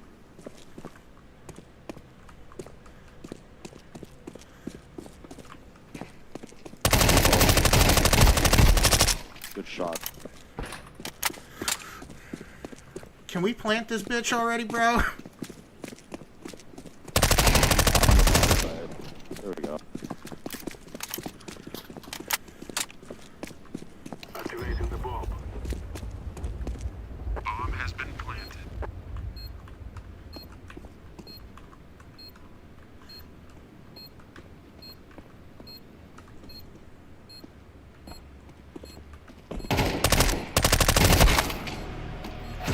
Terrorists win.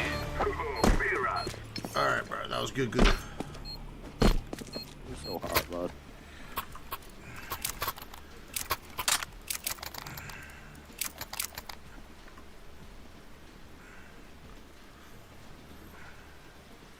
That man has an addiction to opening cases. Now Yes, it's yes, he does. A lot of expendable money, I guess. I wish I was rich like that, but I'm a broke bitch. Too. I'm a broke bitch too.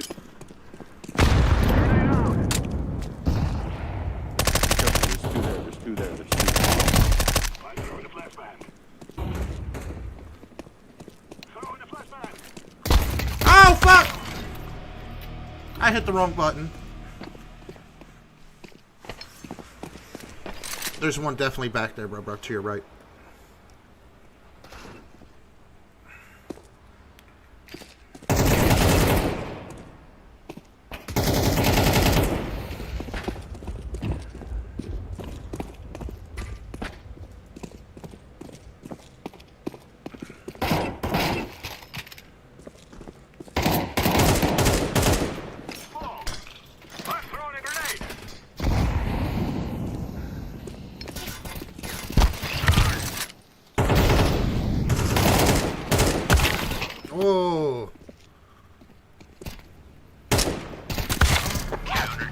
I didn't realize I had one bullet left. Oh shit.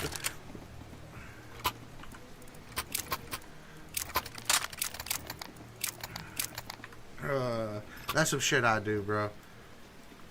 It's either I reload too early or I don't reload at all. I gotta remember I'm not playing airsoft. Let's go B. Alright, hey.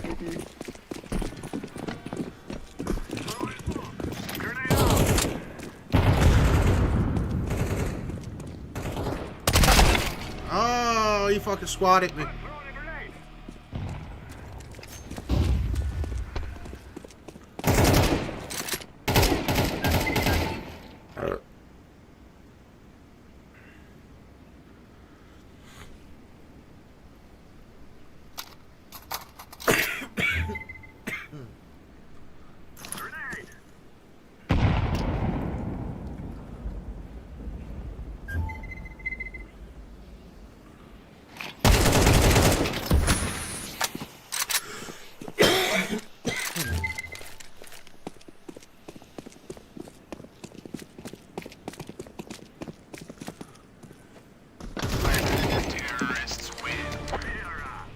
What's up?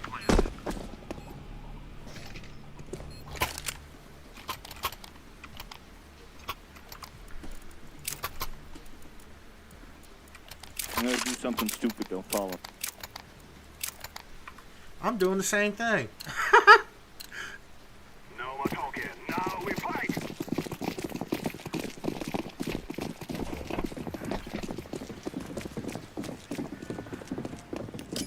Grenade.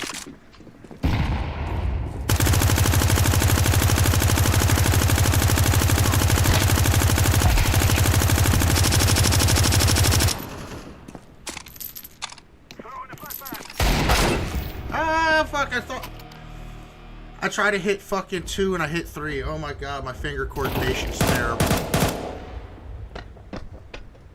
One more on X.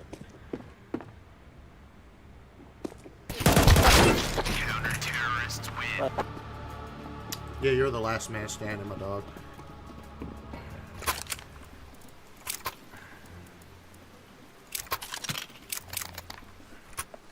Touch Alright. somebody. So, shall we bum rush B? It's up to my Russian friend here. Let's call my brother. What, bro? I'm not Russian, nigga. Definitely not black.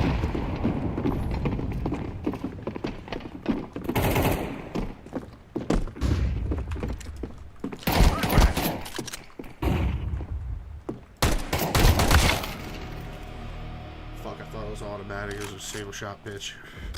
You're funny, man. You're funny. Like, actually.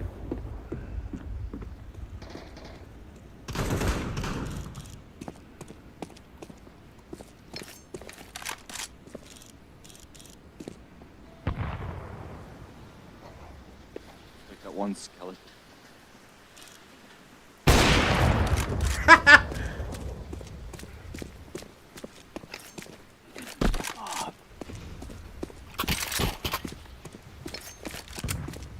There's gonna be one in front of you.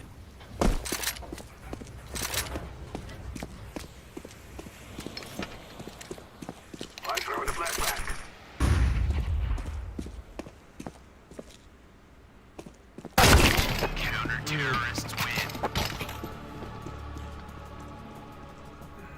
That was a good try.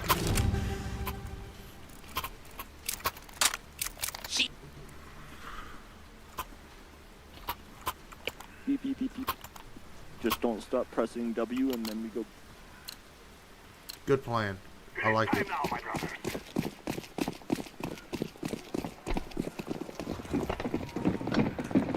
Throwing smoke.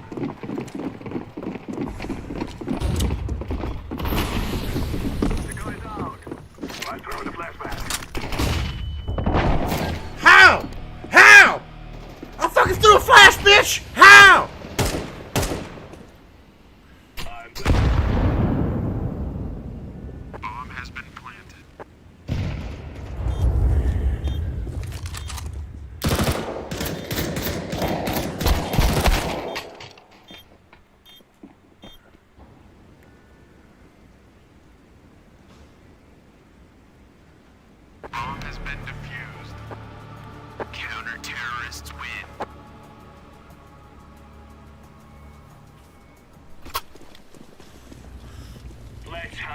mates. Damn, bro. It was out of hate. I'm sorry. I can't take it back because it's text. Hey, bro, if you mean it, you mean it. It's whatever. Like, I ain't gonna hold anything against you. I was just saying, damn. No, I was just mad. I was just mad. I don't actually mean it.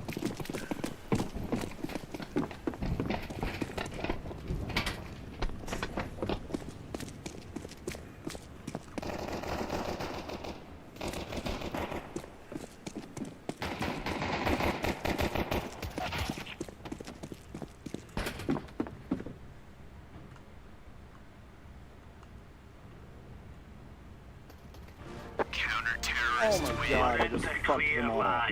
Damn, bro, you almost had an ace. I just fucked all of them. I just needed to bend them over a little more. Just a little more, and I would have had the ace. You should have had some oil with you, bro. Good idea. Get that ditty going. Shit.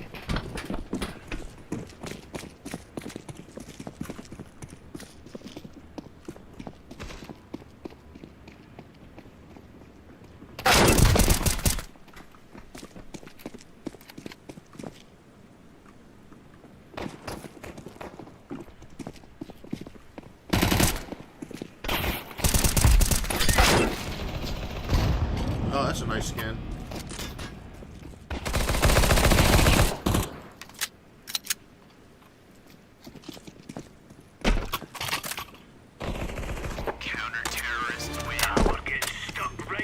You guys didn't need me at all that round for stuff. We need you for moral support. I'm here for it. Don't worry.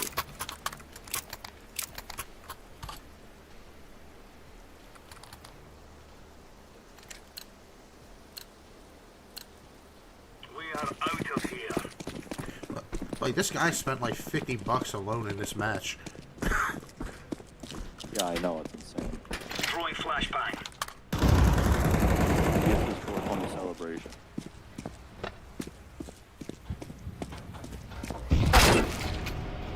Damn, bro, that far away with the goddamn... Ah! Guys, am I fucked? A little bit.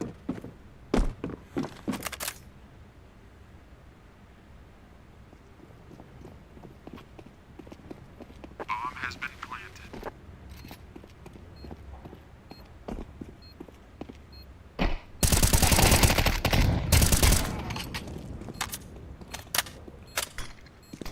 Grenade out. Deploying flashbang.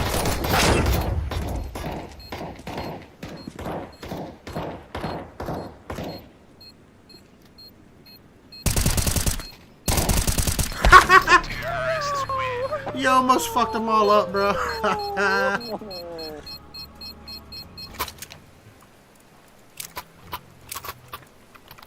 Either way, you still let them know they were dog shit. Cause they are. They're so fucking ass. Come on, jump, jump.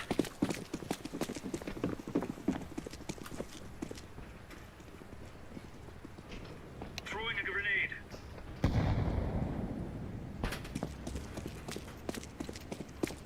Flashbang. Oh,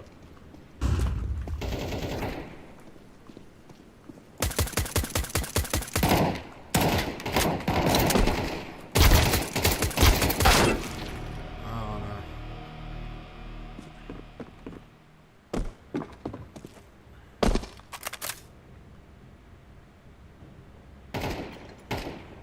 Grenade out.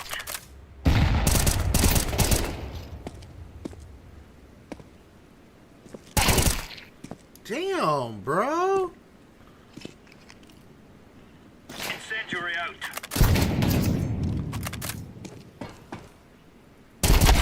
Terrorists win. No. Oh, fuck. I come so close, but so far every single time.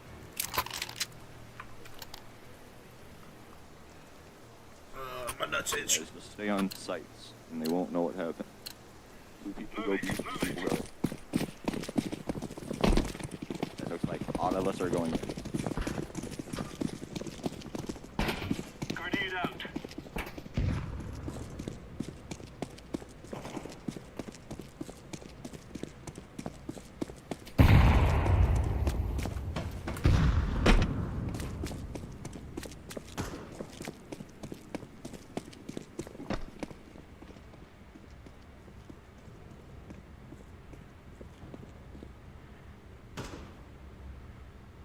flashbang.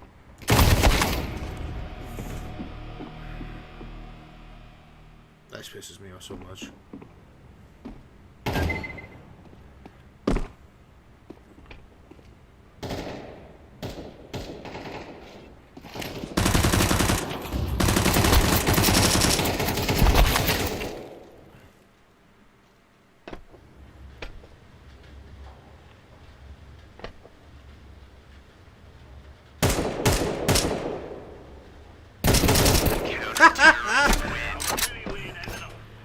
He jebaited his ass.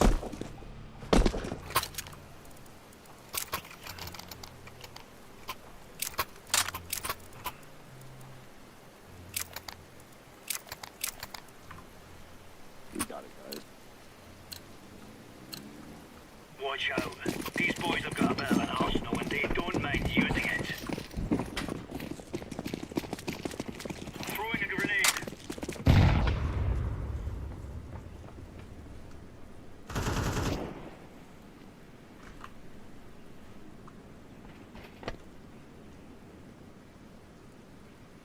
Deploying flashbang.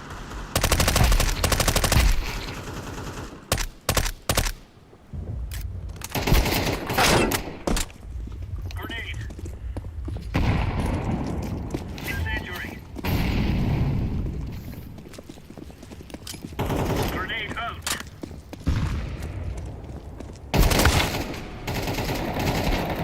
Hell yeah, boys. We're champion. Got them headshots like a boss.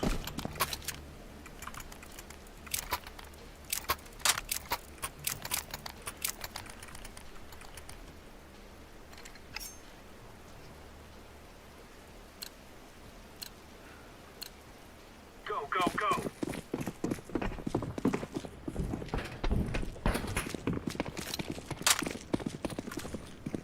Grenade out.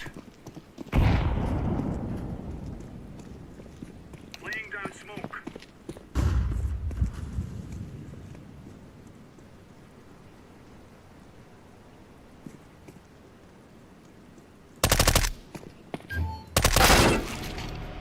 Grenade. Throwing a grenade.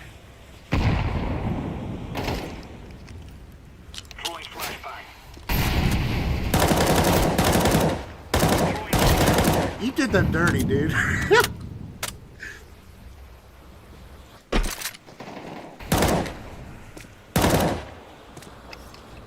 Throwing smoke.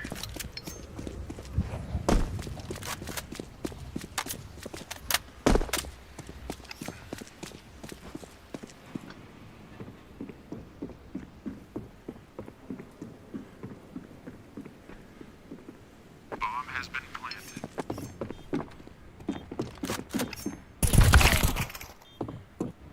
Fuck.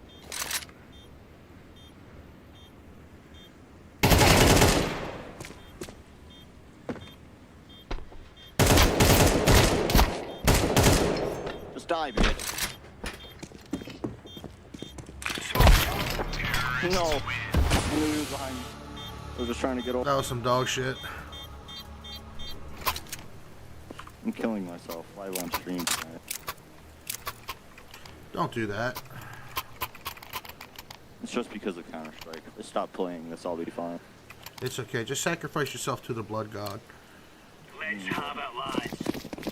You have to have a reason. And just get better at Counter-Strike.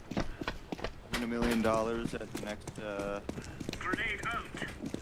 the next event. Drop the map. Fuck me, bro. Holy fuck, it's speed. You're just getting deleted like it's nothing, bro.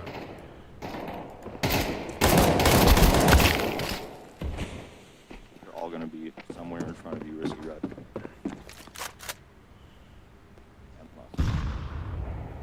They Get bomb. You guys bomb.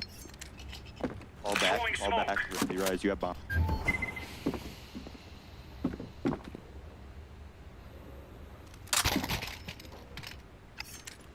Flashbang. Throwing fire.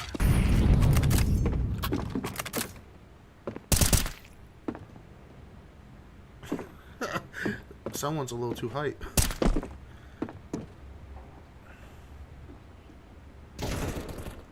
Good stuff. Watch the bomb. Deploying flashbang. Deploying flashbang. You guys hear him? You hear him? You heard him. You heard him. Watch bomb. Watch bomb. Watch bomb.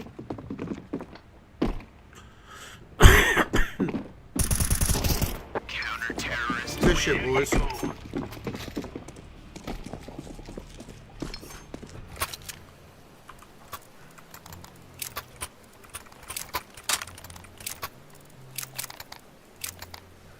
Somebody. Never mind. I got the. I got. Aquarius countryman.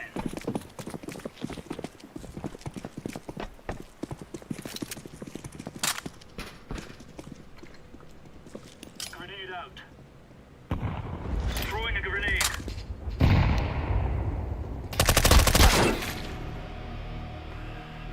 Laying down smoke. Laying down smoke. Throwing fire.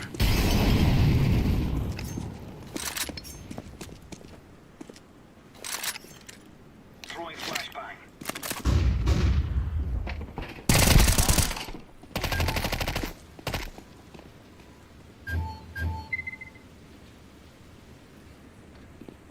They going B, B.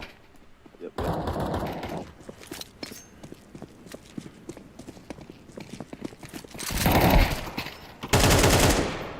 has been planted. Grenade out.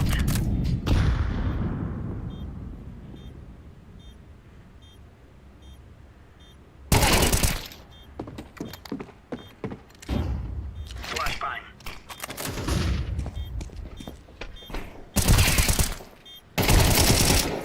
Good shit, your bro. Daddy? Who's your daddy? Defusing.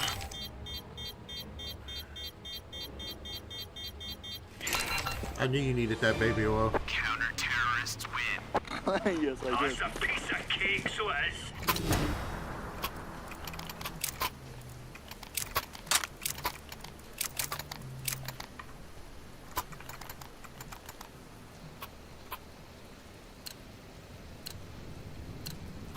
Move.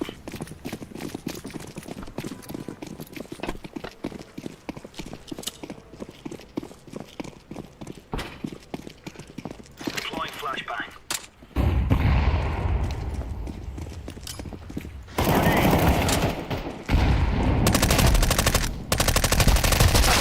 Nah, shut that bitch up! You seen 3 fucking blood splats come off that fuck! Watch you. I lied. I'm not good at this.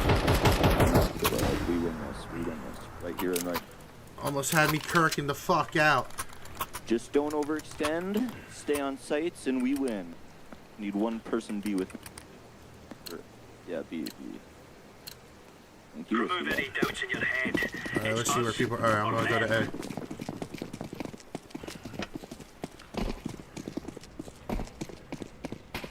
Smoke. Grenade out.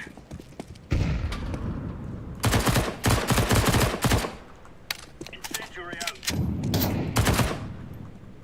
Flashbang. Throwing.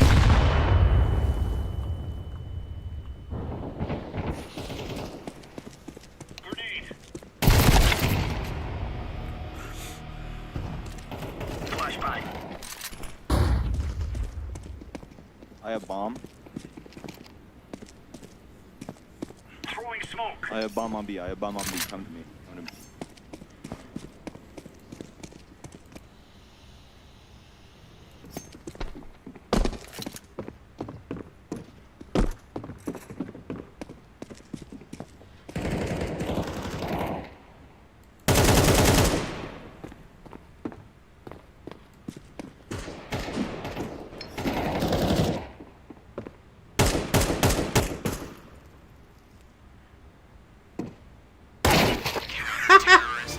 Come on. That was such a beautiful headshot, dog. Bish, bash, bosh. You get my KDs better, bro. Holy shit. Love you boys. Good game. Love you too, Poppy. Where's my shit? I lost my shit. There's my shit. I didn't lose my shit. I need to get better at the fucking spray pattern, dude. That's my biggest issue.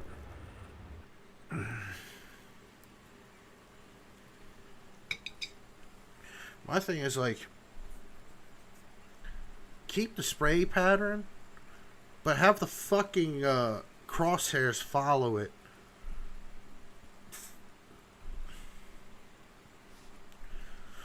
Not have the fucking crosshair stay in the middle of the goddamn screen and the fucking bullets start flying above it.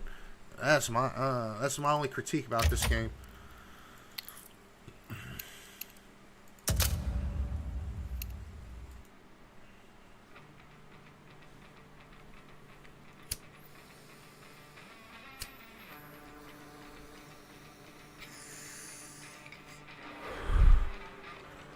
You need to be careful lighting it like that. The last time I did that, I burnt my eyebrows off. Alright, silver 1, silver 1, silver 3. Silver 3. Silver 2. Silver 1.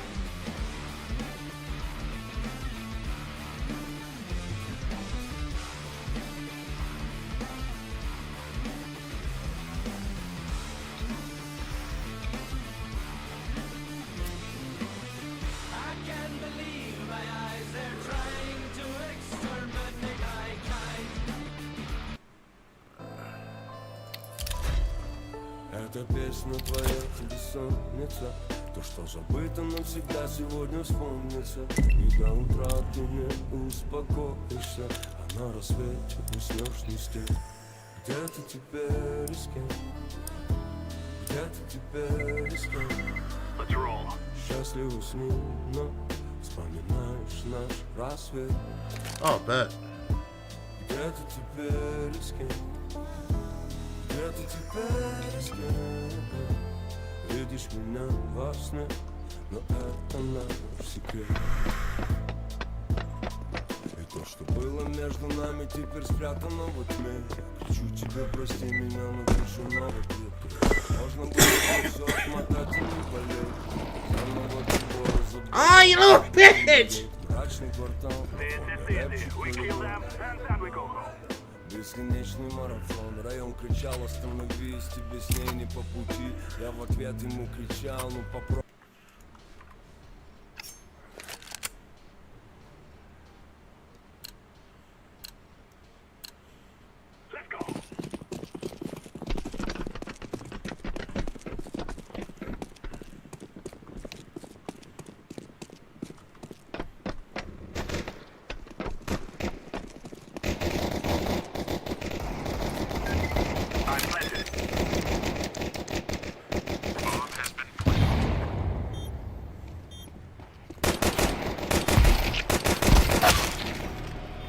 I couldn't fucking hold it. Push, bitch, push!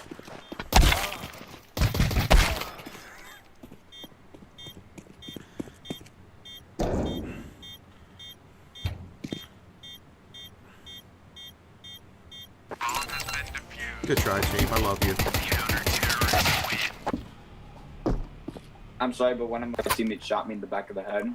I think it might have been Zigati or Gutler. I'm sorry. Shit, bro. My bad. That is hilarious. Yeah, fuck you. Yo, what happened again, bro? I pinky promise. Damn. The toe! Come here, nigga. What? Let's not push that. Where's my entire team? They fucking died. I don't know. One of your teammates died somehow.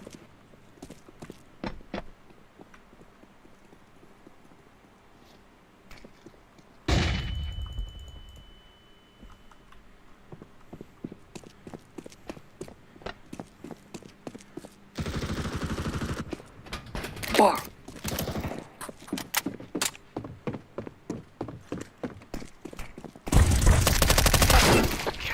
Shrek.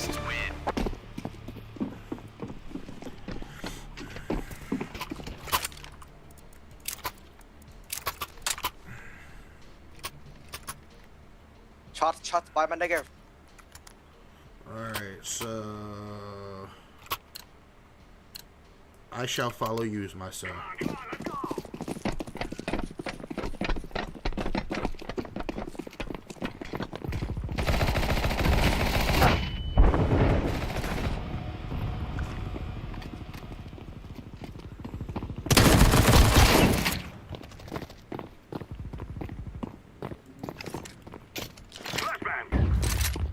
Oh, we're at the bomb.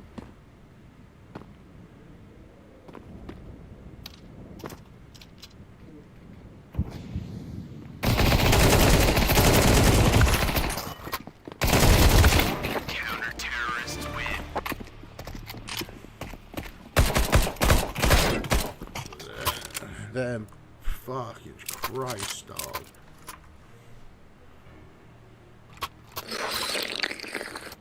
Oh, daddy. We should go under there.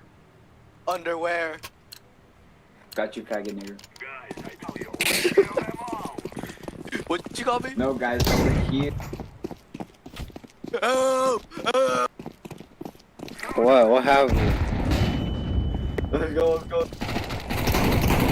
Okay, let's go.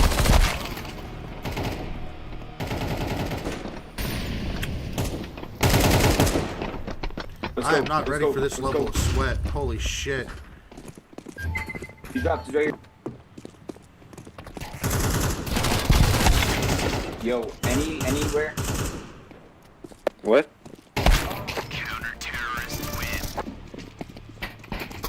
I got my one.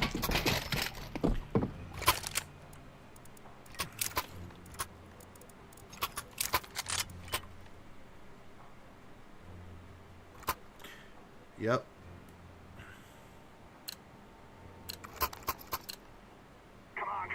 We getting our shit eaten. I can flash. Nice one, dumbass.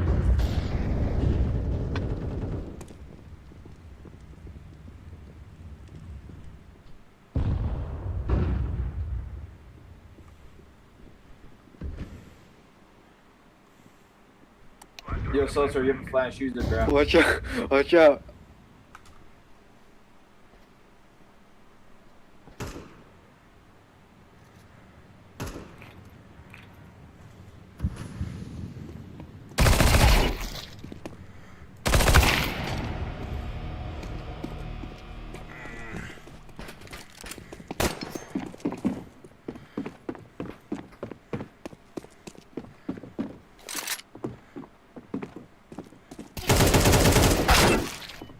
Bullshit.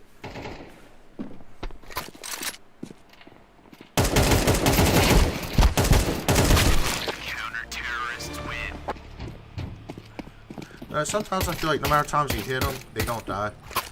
Yeah.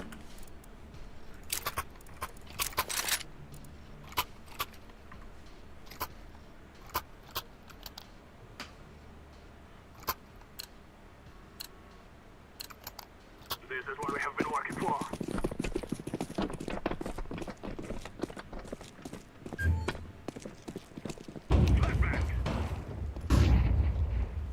He's cheating.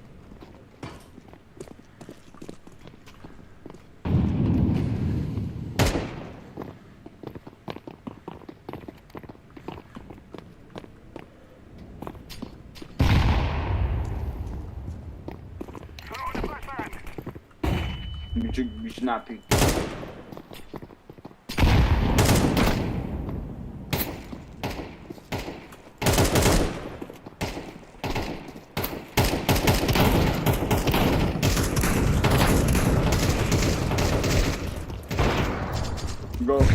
Run.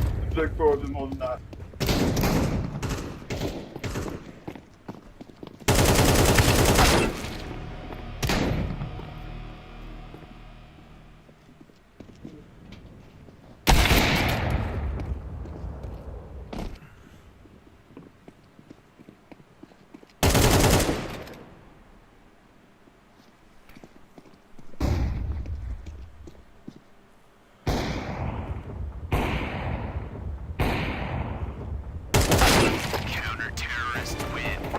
I got my one. Nice try, bro. Bro, it's like Nice the dude knows where you're at all times. I know, it's actually so stupid. I'm rushing A under here, the bison.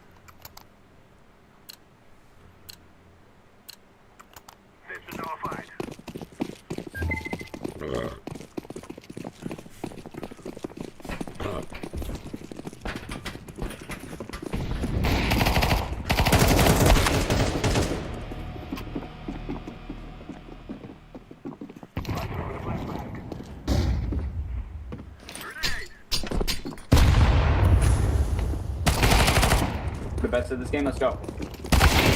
Why are there one more than Another one.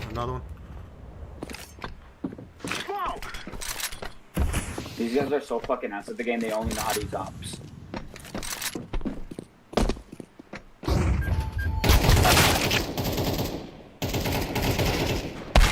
Counter-terrorists win.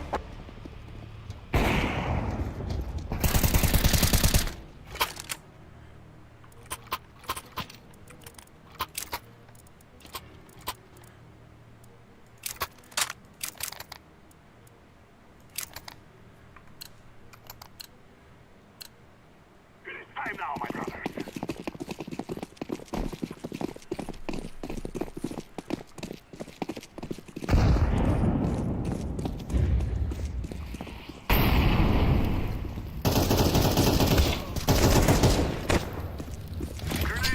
Not fuck.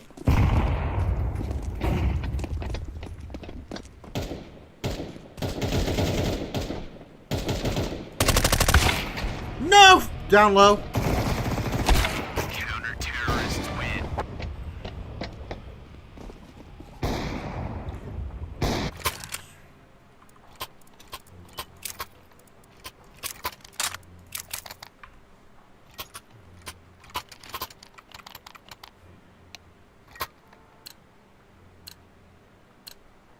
Let's go, let's go.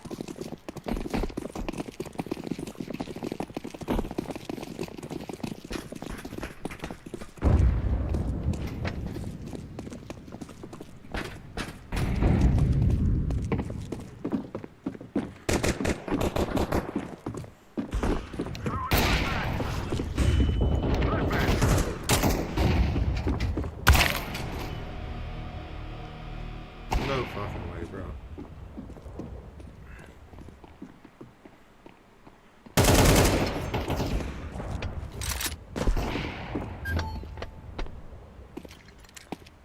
Throw in a flashbang.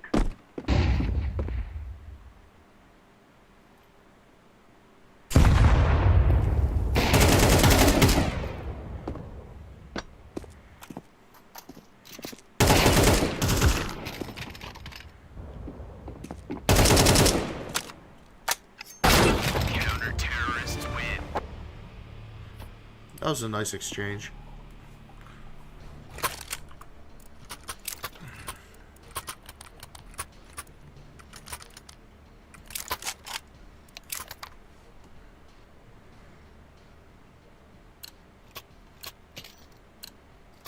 No more talking. Now we fight.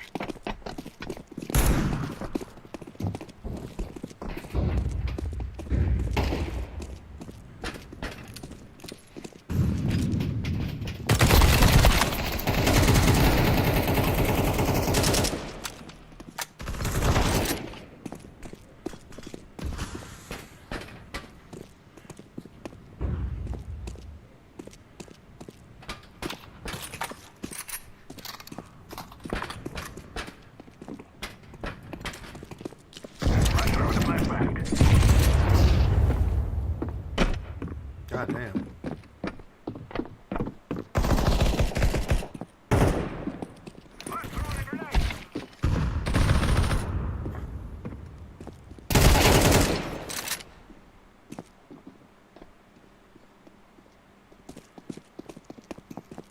Activating the bomb.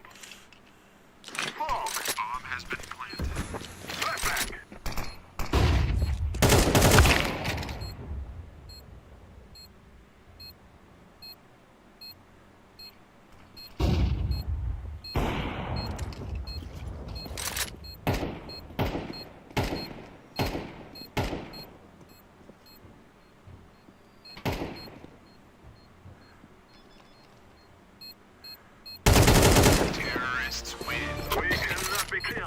There you go.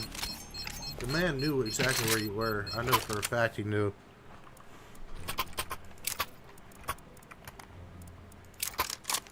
Let's fucking go, team. We're the best. Goat it.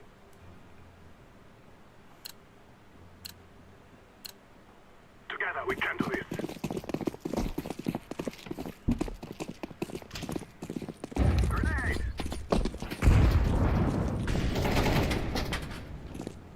Lo siento, lo siento. Misclick, misclick, misclick. Yo, calm down, calm down. He shot me first.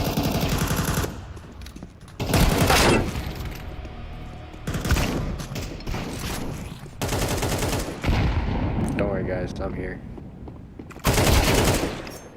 The greatest FPS player that has ever lived.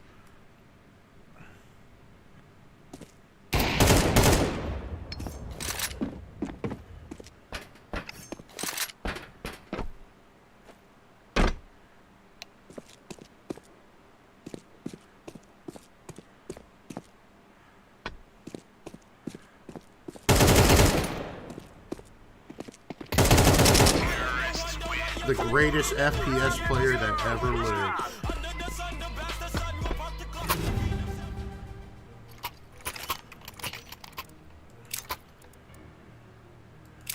Hey, anybody need to buy except for blue? I need an op buy. Can I buy it? Can I get op?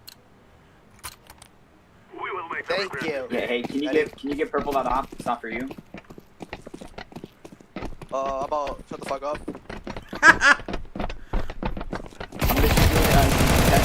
Give him the op. 10. Who's body blocking me? 8. 7. Yeah, 6, look behind you, bro. Look who's 5. body blocking you, boy. Stop. Stop. Calm down, guys. You know, this is still the least toxic lobby I've been in.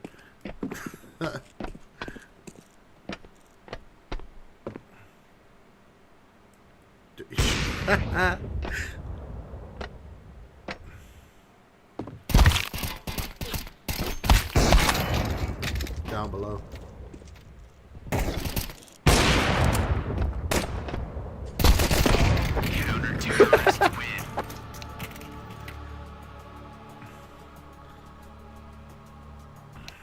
I'm never going to financially recover from this. They're gonna wish they were never born.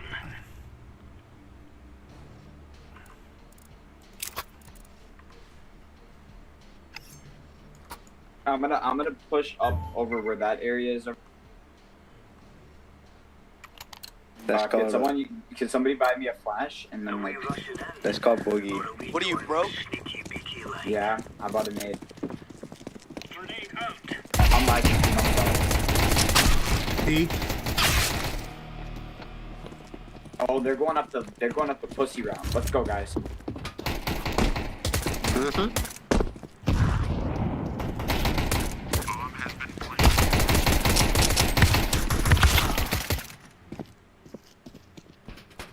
Guys, I'm lost. They planted A.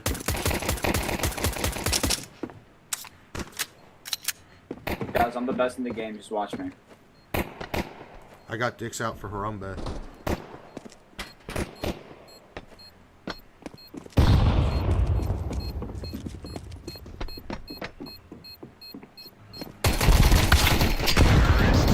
He's shooting. Hey, Gum, the next time you got to shoot He's literally the cheating, actual bro. person. He's literally cheating. Yeah, I figured that out after the first round, dog. Motherfucker pre-shooting before we even go across the damn way. I'm full pushing these guys. Let's fucking go. Yeah, that's the spirit. Nice flash, idiot. That's one. I full flashed myself because this guy body blocked me from the other team. There's 2 in that room.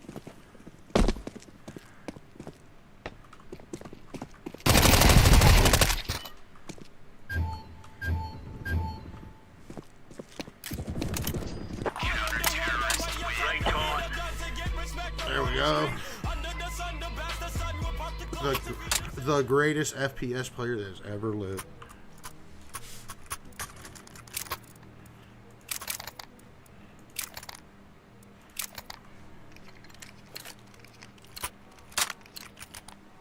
Go, go.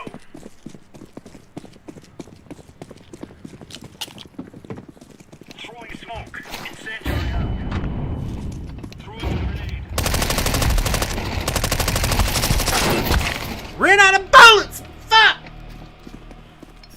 Throwing flashbang.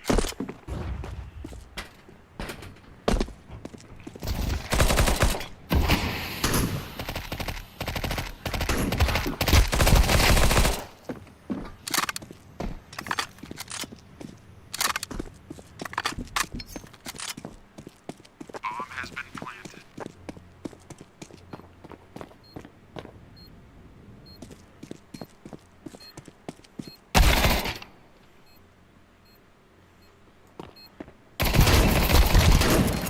Good shit, bro. I'm defusing the bomb.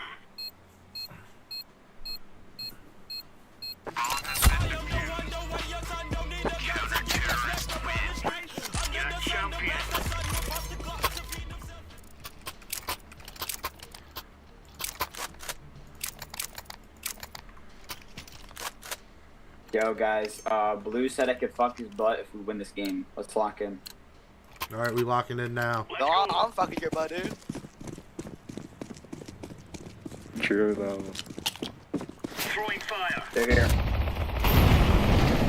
Yo, Blue, can we fucking do something, please? Like, you're just sitting behind the fucking box. How Wait, about we actually, not never die mind. the instant the battle starts?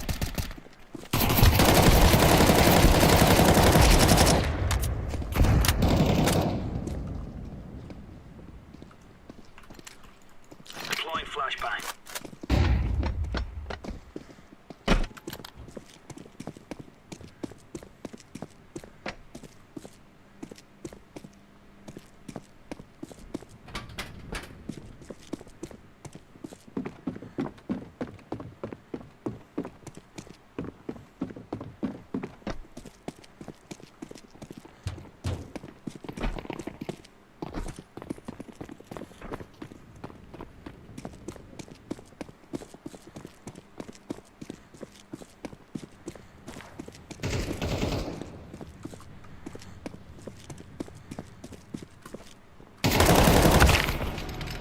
Damn, that fucking recoil.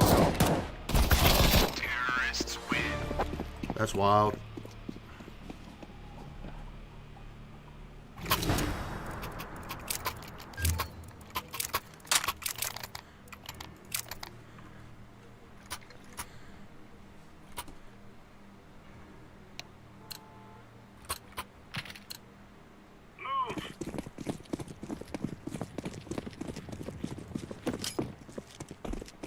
Grenade out. Deploying flashbang.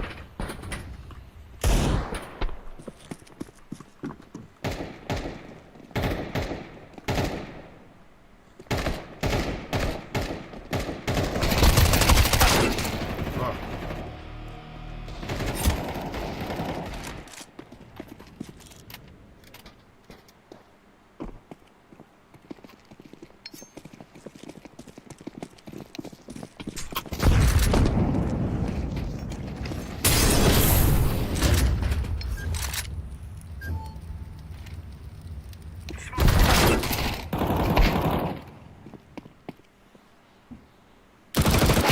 Counter-terrorists win. Now we're really leaning it up.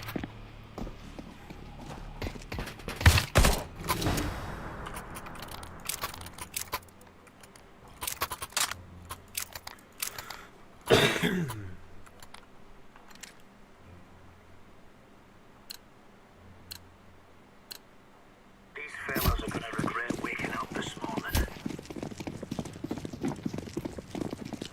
Throwing fire. Shooter.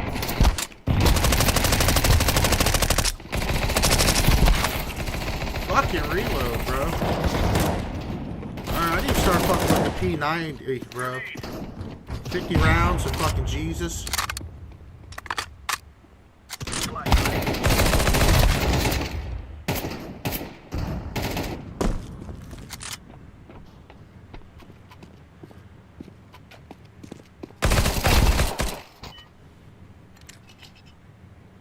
Laying down smoke.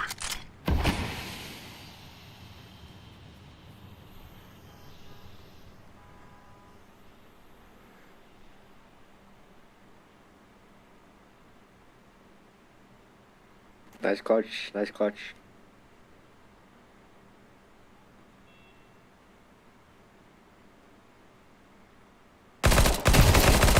Nice. Good job, bro. Good shit, bro. Maxi's just the best with P90.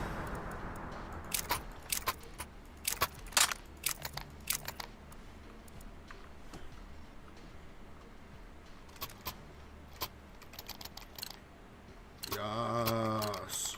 Let's go. Grenade out. Throwing fire.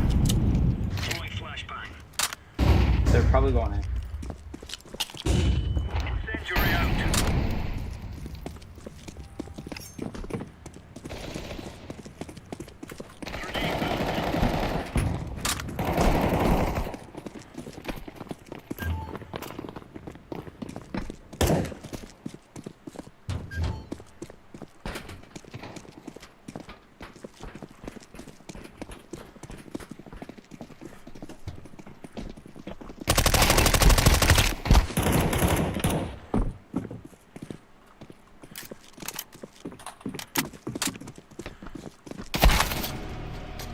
You got the.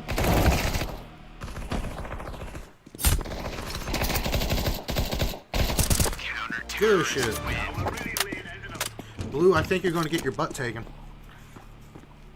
No, I mean, I'm gonna eat your butt. I'm gonna eat your butt. I'm gonna eat you out. Can you buy something? Thank you. Are you going to put some No. Parmesan on it? You like it raw. I'm gonna eat it like a birthday cake. Oh, sweet Jesus. Flashbang. Throwing a grenade.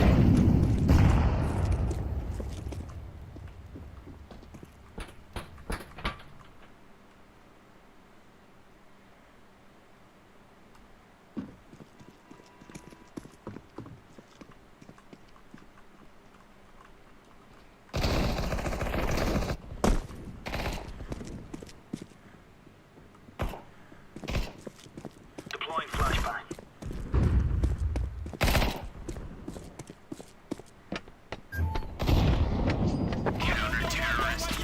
Kill. Hey. If I kill you, My okay, bad, I bro. will. You can kill me on that one. I accidentally misclicked. That's my bad. That's my fault. You need me to buy you anything?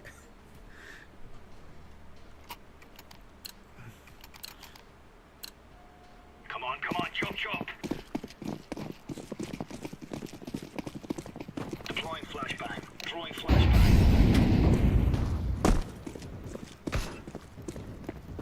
Grenade out. Grenade. Incendiary. Flashbang.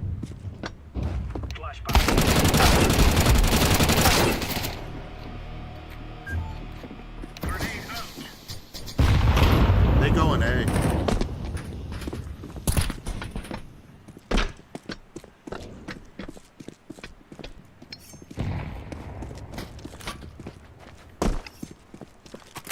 I'm hitting a BF. Like, this guy just knows how to run a gun.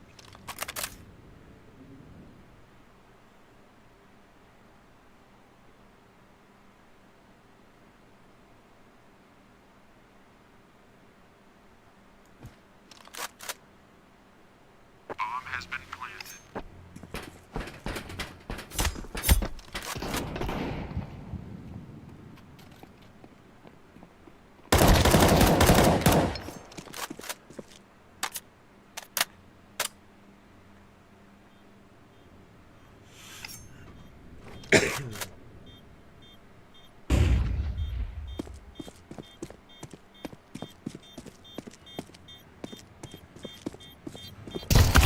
Terrorists win.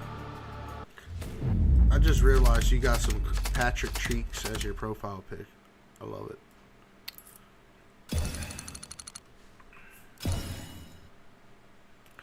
Fuck them.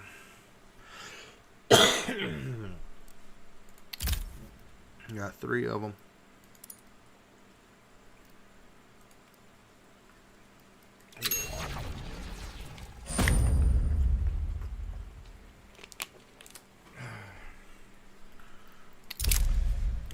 Let me, alrighty. Go to inventory. Unlock. Need to get a key because I'm too fucking dumb to be buying it beforehand.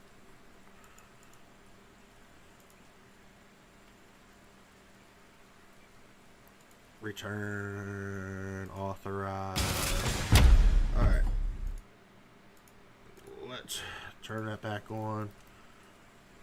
Open the key. Alright, let's give me something good, bitch. If it's another sniper rifle, I'm gonna be pissed. Alright, some shit I already got, but it's not a sniper rifle. Fuck the sniper. Oh, that's even a better condition. .08.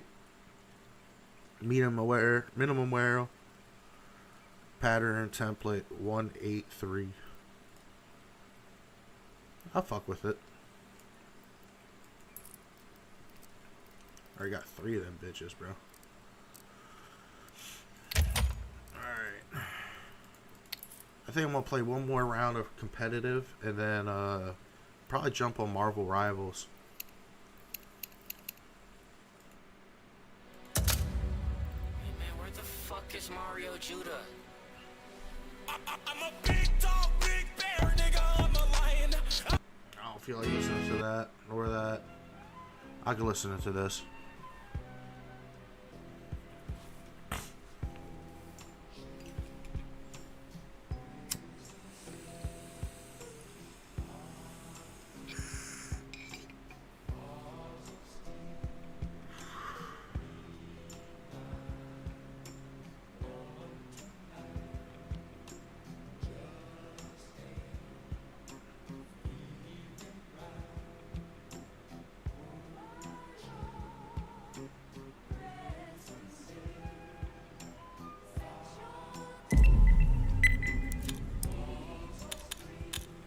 Seven, 8, 9.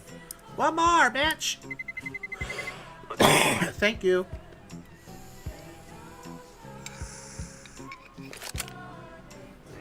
Shit.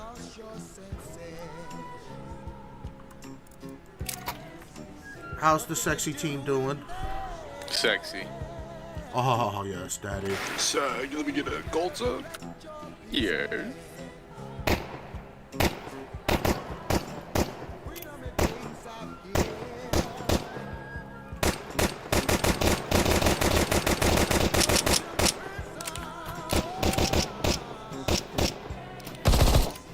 Oh yeah, hard garbage.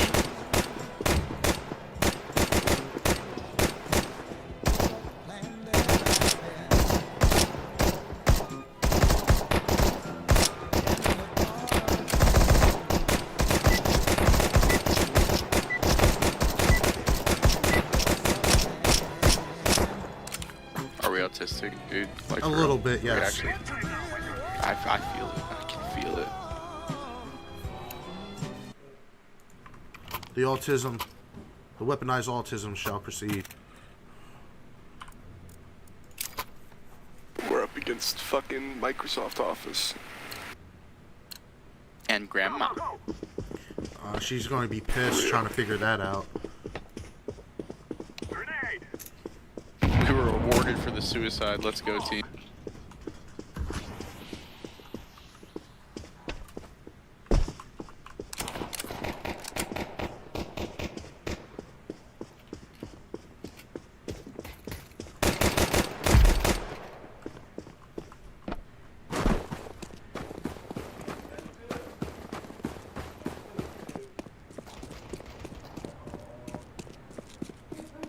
No, my friend. I gotta shut the door. One health in a dream.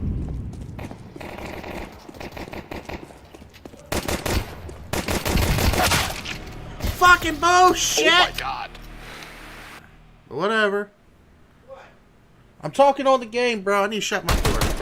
Nice. One health in a dream. This is where legends are made.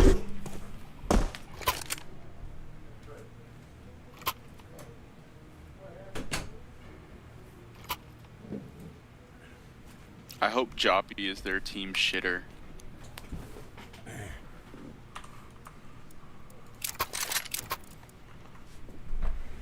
There we go. Fucking dealing with stupid shit.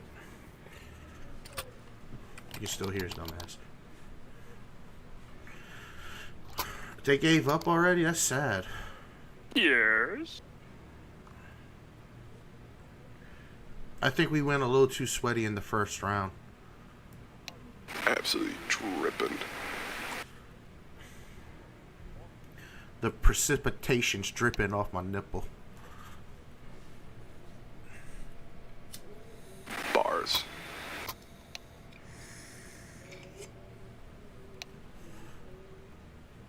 Microhead.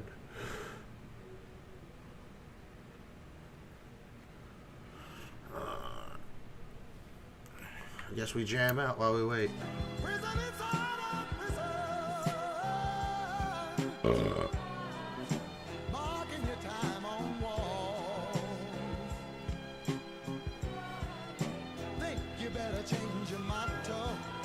My ping is 26. Yeah, baby.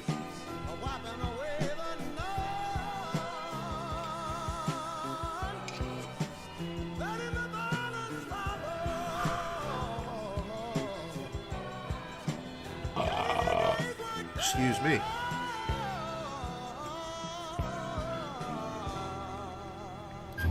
Alright, we're about ready.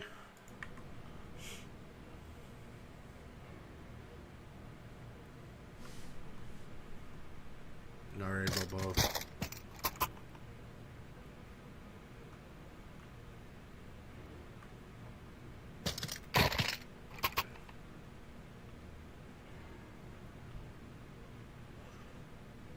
Alright. Oh, he's Oh my god. Alright, I respect the reconnect. I hope he is reconnecting. We should do it too.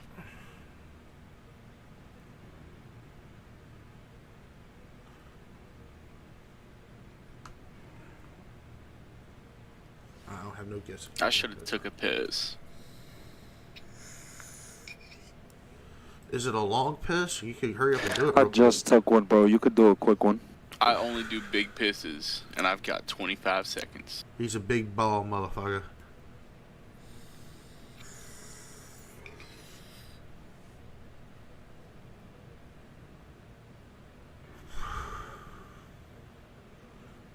Can we call a timeout? Yes, we can. Let us call a timeout to piss him off. It wouldn't let me start the vote. That's sad. Wait, there we go. Do it. Lovely.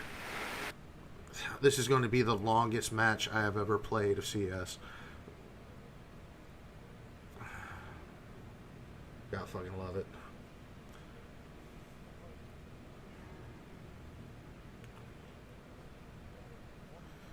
What's the should be the time you go piss. Hopefully you are going piss. Yerp.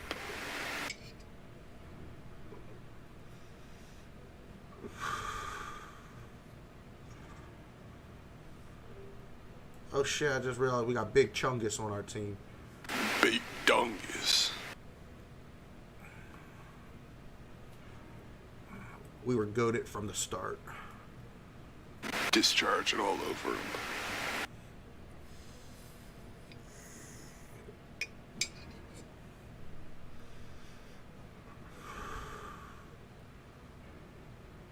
Good timing.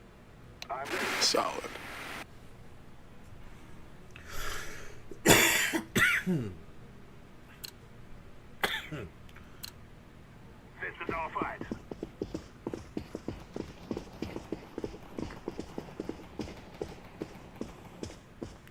Balls deep. Smoke!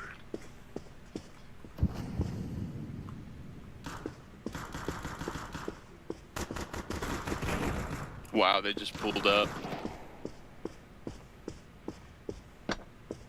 Let's go! I pull up! Yes, yes, yes. That's too far. Terrorists win. Yeah. He got deleted.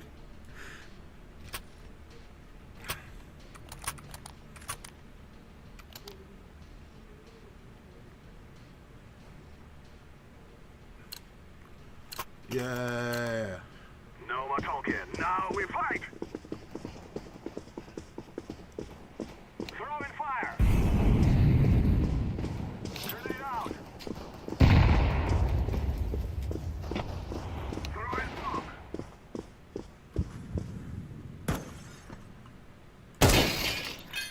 Let's go knife this kid.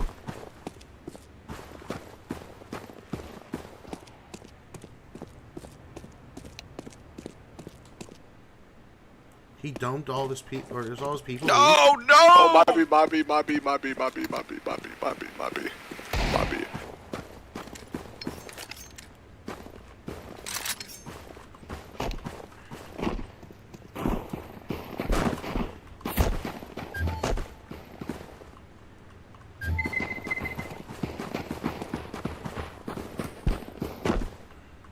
You can make it up there, Green.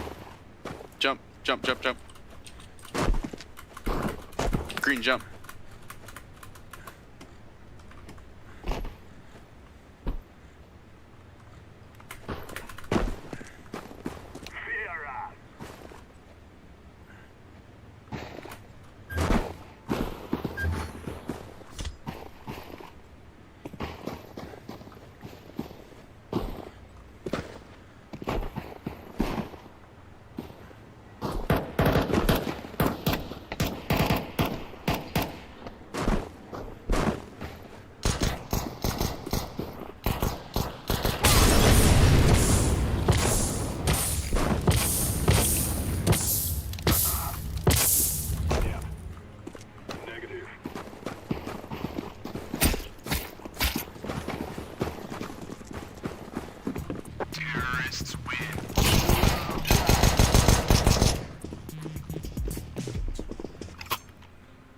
The most chilled game of fucking CS. Yeah, that was chill. GG's, boys. I think that they just gave us that mercy because we played around with them. Yeah. Keep that youthful heart, team. GG. That was fucking great. I like that. Alright, that's gonna be the last game of CS, bro. Alright, let me, good fucking game to pause it off.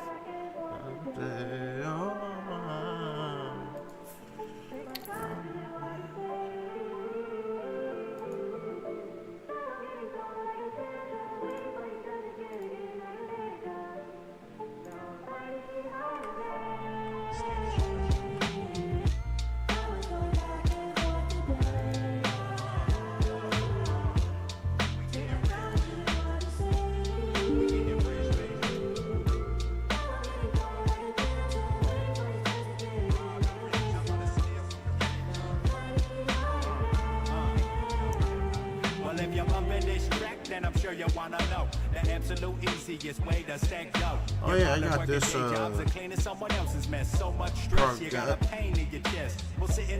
Programmata. I can't pronounce it. It's the new fucking game that just released with the Robot Child. I got it for free. I probably should play that on stream.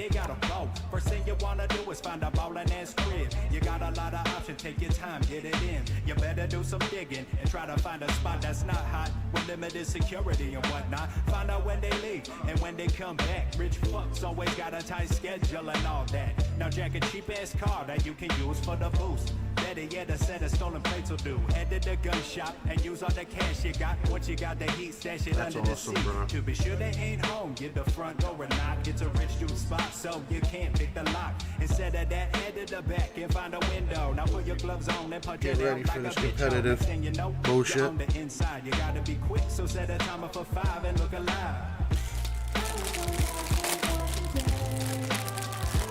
Honey bun.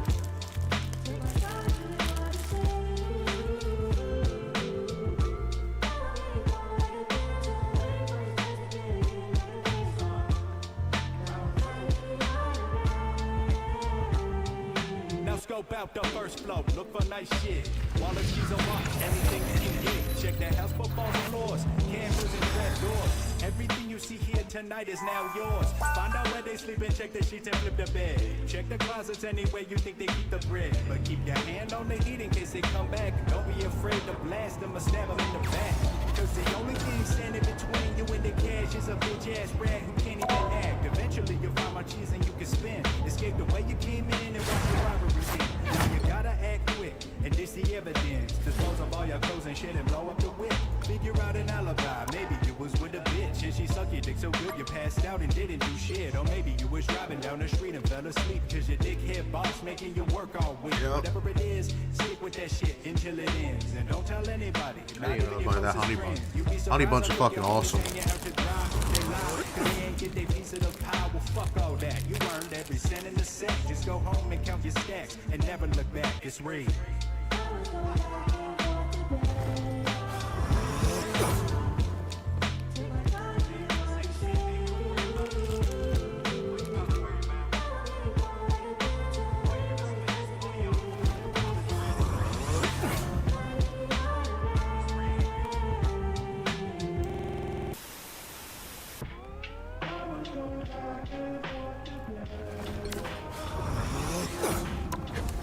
That loaded a lot faster than yesterday.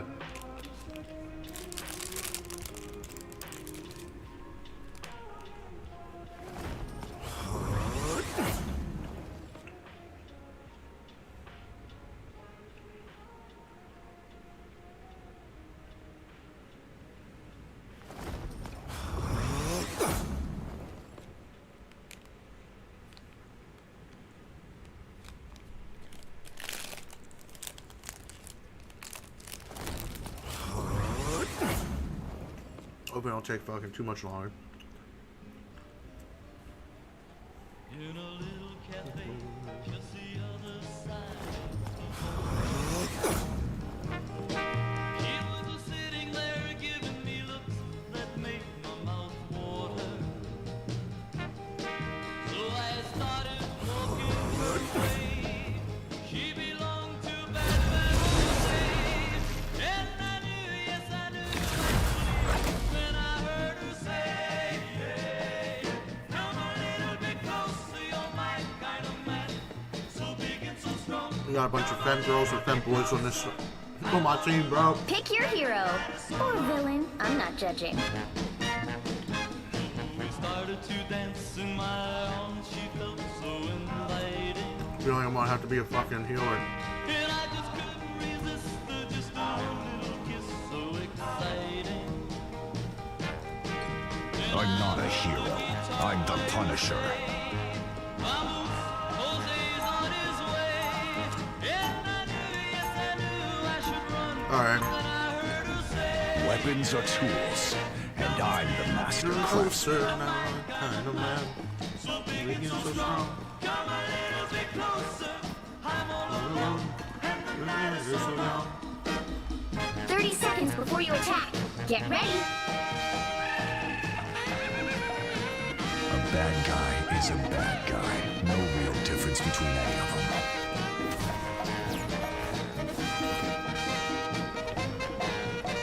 The music stopped when I looked. The cafe was empty. Weapons are tools. The battle starts in 5, 4, 3, 2, 1. All you need to do is capture the mission area. Got it? These criminal energy readings are gonna blow out your sensors, Spidey. Hostile hunkering down.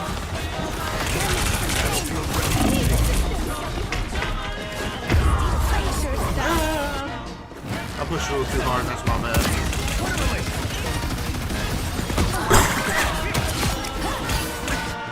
Looks like the mission area is yours to capture now.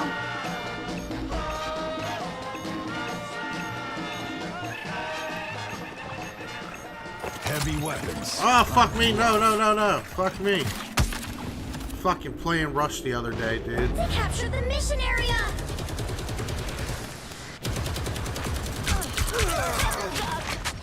Smoke screen.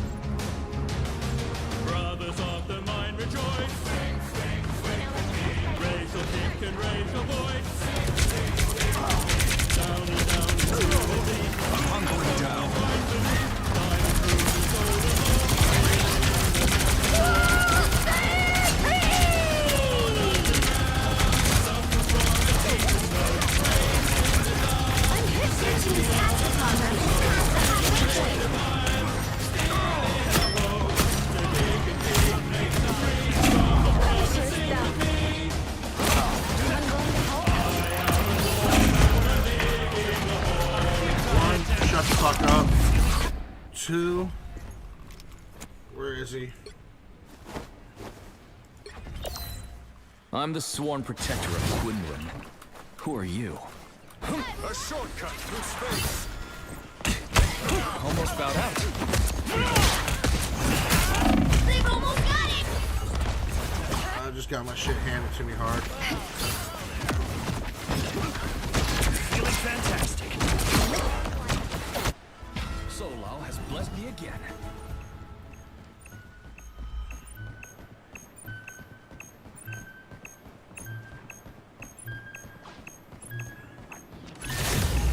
You'll have to keep fighting until we By have a the winner. eye of Agamotto! There are more of them, but only fishing.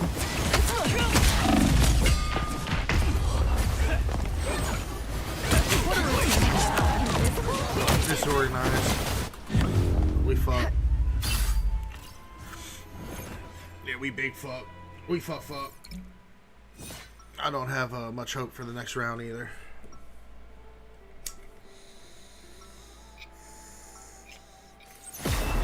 You know my legacy, but this is a whole new chapter. 一夫当关，万夫莫开。 Alright, you just switched. 30 seconds before you attack. Get ready. It's been way too long since we did the whole Agents of Atlas thing, Amy. Almost all of my time has been devoted to running Tiger Division, Solhi. I get it. Too busy saving the world with your new crew to save the world with your old friends. It's all good. No, it's not. Sounds The battle jealous as starts fuck, in bitch. 5, 4, 3, 2, 1. All you need to do is capture the mission area. Got it? I'd rather make music than do anything else. Except be a superhero.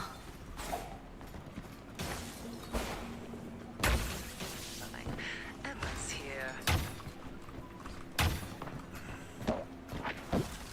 Another loser to punch. Almost bowed out. Looks like the mission area is yours to capture.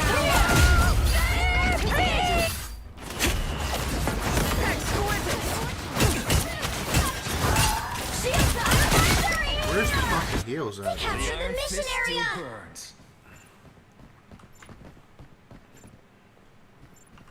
Tandy and Tyrone here to help. I was just about to change.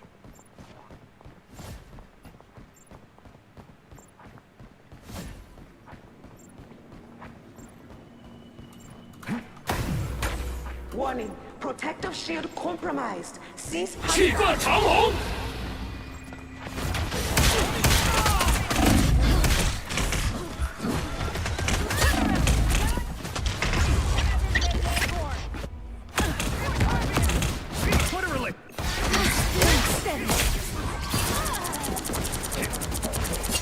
The Iron Fist still burns. I wanted to give up after the first round.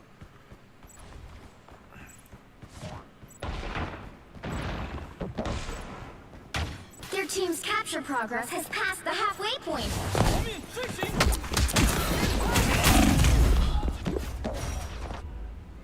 What am I? Invisible? I immediately Time fucking to get, go nuts. get fucking clapped. Alright, let me, We shall protect the innocent and devour the guilty. We feel much better.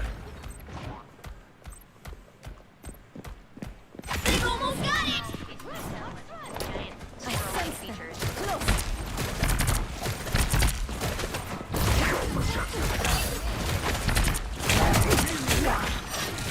I'm hit!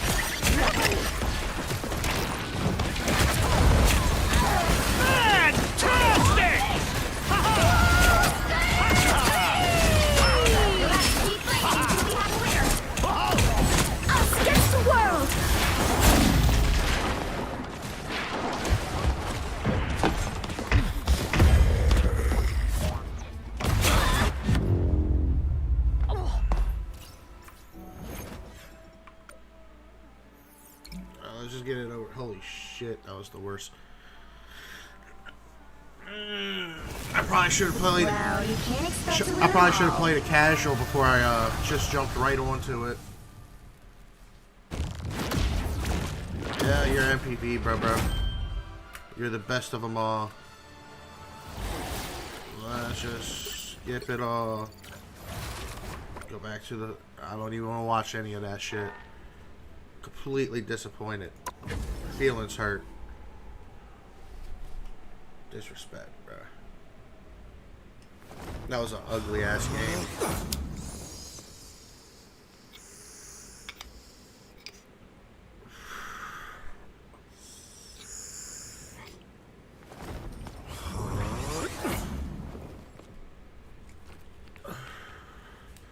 I guess the healers are doing the best they can, but fuck, bro.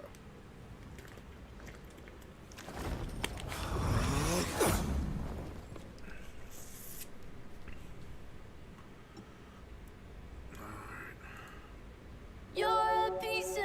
Yes, I am.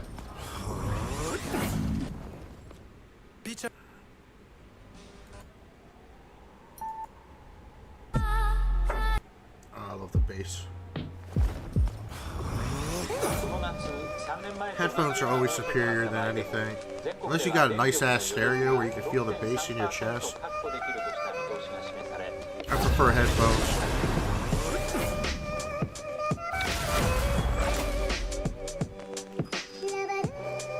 Alright. This is a certified Chatsy classic. Pick your hero. Or villain. I'm not judging.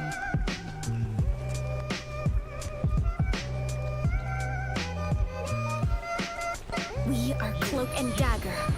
We are hope and fear.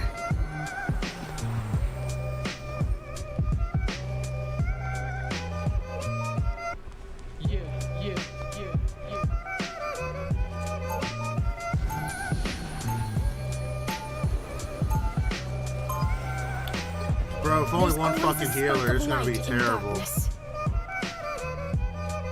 Alright, remember boys, we only got one healer on this bitch. Without Ty, I wouldn't know the real power of the light force. 30 seconds before you attack. So if you get away ready. from me, you ain't getting healed. I know why I armor up every day, kid. But what about you? My dad invented this suit. I want to carry on what he started. Yeah. I know all about living up to a father's legacy. It's not easy. The right choices never are, but that doesn't mean we stop making them. The battle starts in 5, 4, 3, 2, 1. All you need to do is capture the mission area. Got it? I'm used to fighting on the streets, not across all space and time.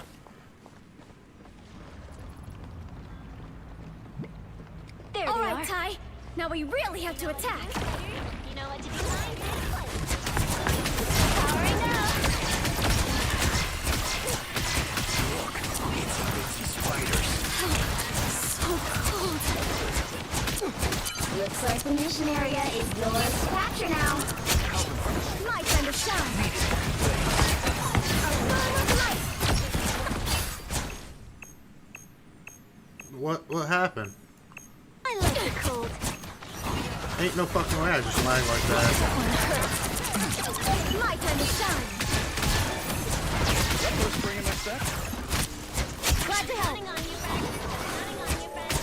The mission area is yours. I was worried. All these spiders are such amazing spider tech.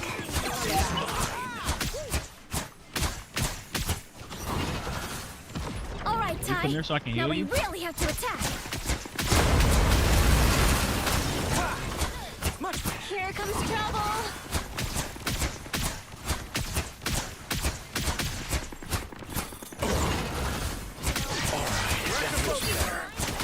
Don't push too deep now. Yo, hot mama. Systems restoring.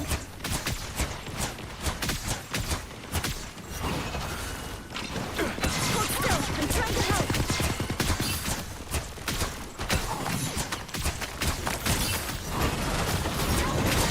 Spiders are... A bomb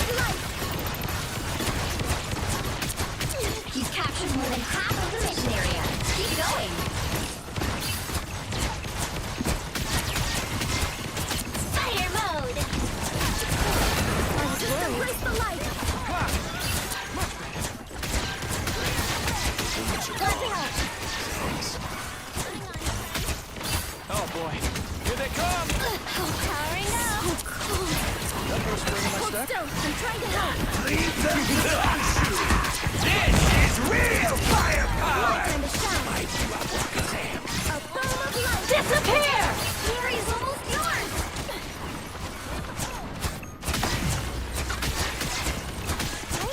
Hey. Armed and dead! My greatest hits! Glad to help. It's spider time! You'll have to keep fighting until we have a winner.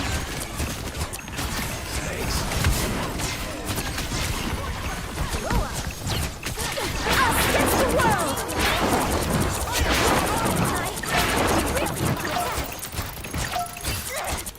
Thanks so much. It's the grand finale! Here come the bad guys.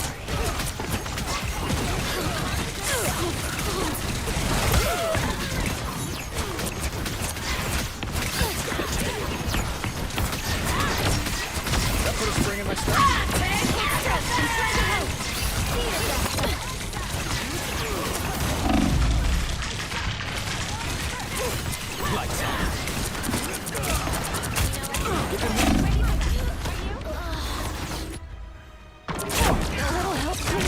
Damn, that was a good fucking try, bro.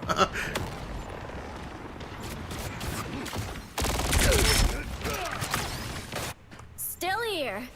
Don't you put me out. I'm coming, but I'm slow. Oh, I was hitting the wrong button the whole time. Holy shit. Now we really have to attack.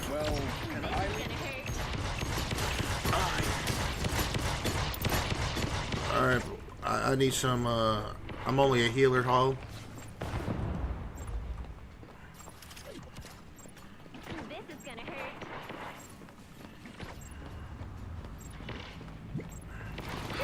Here comes trouble. Powering up. So cold. Should have been me. I suck.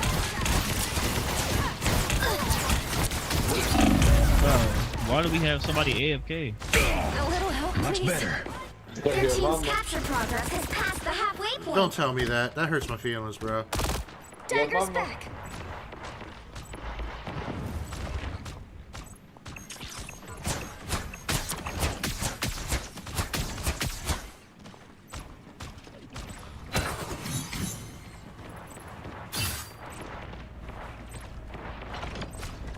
These little robots. A little help, please. That's much better.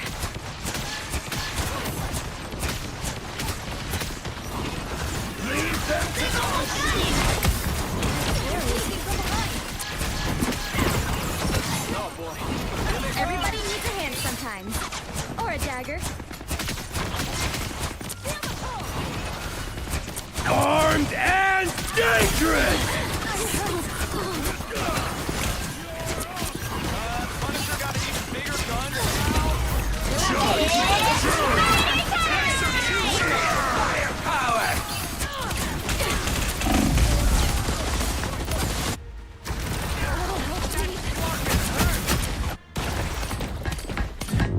We were doing so good, too. We collapsed, bro. You suck. Oh, bro. You suck. I want to dance for Israel. You suck. Before we had powers, we had each other. That bond is unbreakable. You suck. You sound white. 30 seconds before you You're attack. what, Cracker? Get ready. The question is, why are you pushing farther than we need to? Tony Stark. I'm totally fangirling. How long ago did he go same away here. from me? We can swap autographs after the fight. Swap. I can't hear you You because should you just be mumble asking like a for cracker. mine. When's the last time you sold out? You sound like you're mixed teeth, brother. All right, K-pop, let's go save the world. You squeeze me? The battle We starts would in never 5, let you in Israel. We would never let 3, you in Israel. 2, 1. All you need to do is capture the mission area. Got it? You can't be brave without being afraid first. Well, let's be more.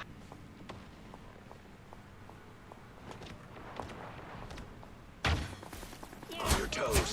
they love Battlefield. Us against the world! Honestly, I've wanted to do that for ages, Rocket. Looks like the mission area is yours to capture now. Pulse charge! Mission area is yours! Time to celebrate. Everybody needs a hand sometimes. Or a dagger. Hey, check this out.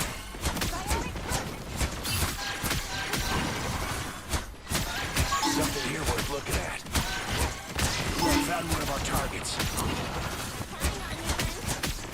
You know what to do, Spider? Alright, Ty. Now we really have to attack. Gotta return, Tony. We need you. Systems restoring.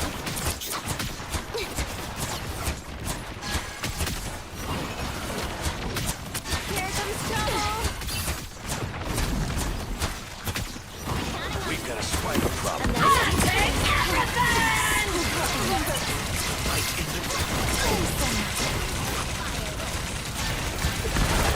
Hold still. I'm trying to capture more than half of the mission area. Keep going.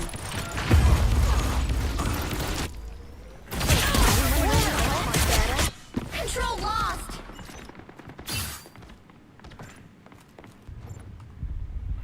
My time to shine. Lights out. A nice deep freeze.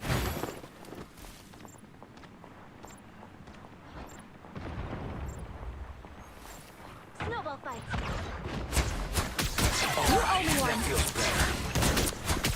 Lights out. You see, my time to shine. Hi, that feels good. It's the grand They have finale. been seen and they will not escape. I'm counting on you, friend. Mine. Dangerous! It's fighting time! Leave them to Khonshu! Disappear! Control seize!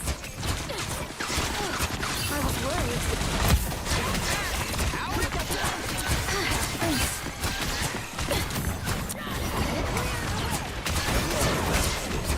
Lights out. Welcome to the Dark Force dimension.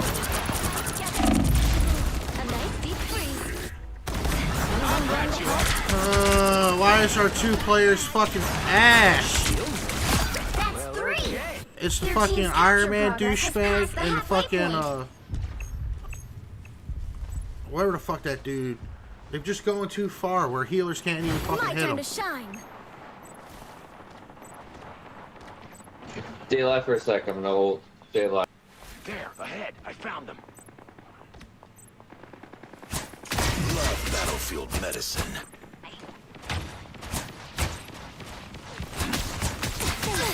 Us against the world! They've almost got it! I suck! Look out, My time to shine! I didn't have a choice.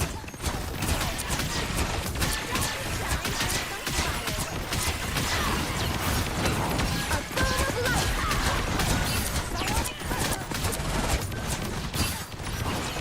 Systems restoring. Let's keep fighting until we have a winner. I suck.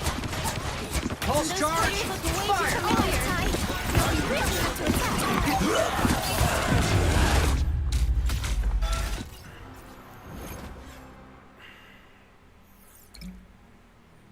You guys suck. Says the motherfucker that goes too goddamn far, too deep for a healer to heal you. You piece of shit. You suck dick at this game. Oh my god. The worst fucking person on the goddamn game is saying everybody sucks. You fucking turd.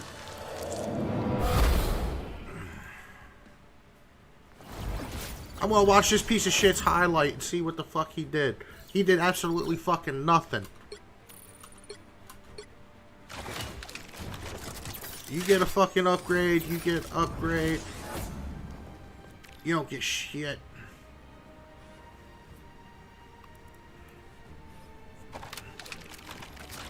Alright, let's see you fucking turd.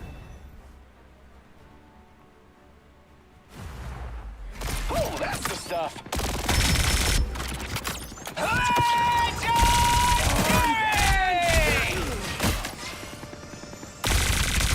Another one bites the dust. That's it? You fucking suck, turd. Oh, this douche. Hurry up.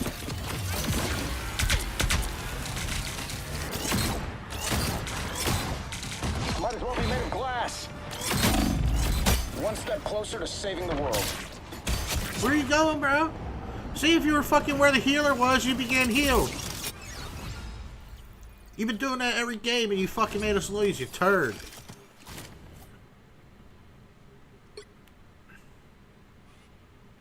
$14,000 heals. Bro, he barely did shit. I hate this dude. Shitty teammates, man. This is why I hate going randoms.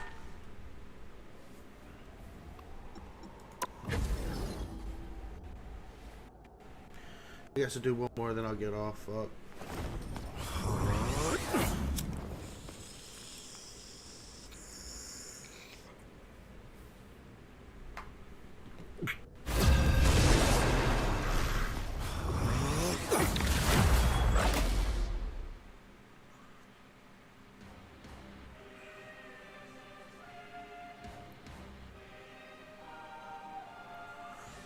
I'll let them all pick their shit before I pick mine. You'll need a top-notch team to win this one.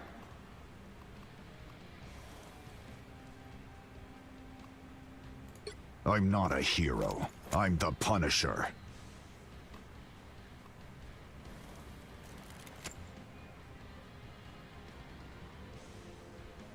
That's a bad team dynamic. No healer.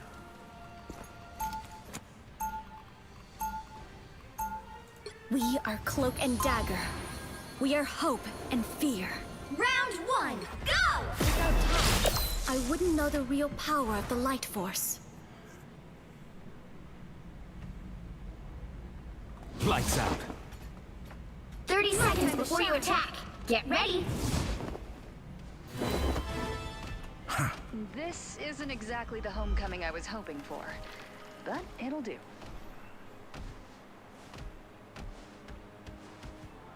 My time to shine. There's no reason as a healer I should be getting pretty much any kills. The battle starts in 5, 4, 3, 2, 1. All right, Ty. You need to stop that vehicle in its tracks. First trip through the multiverse, you know. That's much better. Whoever they are, they don't look friendly. Hold still. I'm trying to help. A little help, please. Dangerous, Frankie. You owe me one. Tandy needs help. A boom of light.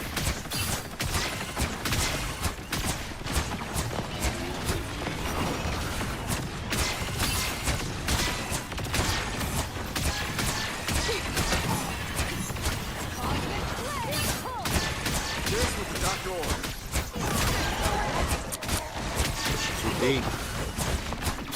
That's much better.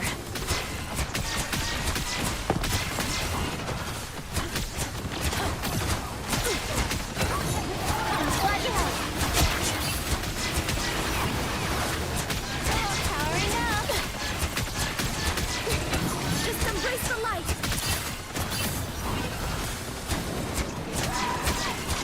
We got company.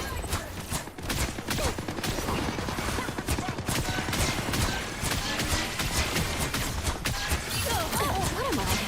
Invisible? Hold still. I'm trying to help. Feeling fantastic. All right, Ty. They have wings. Stop them. Judge, jury, executioner. Needed that.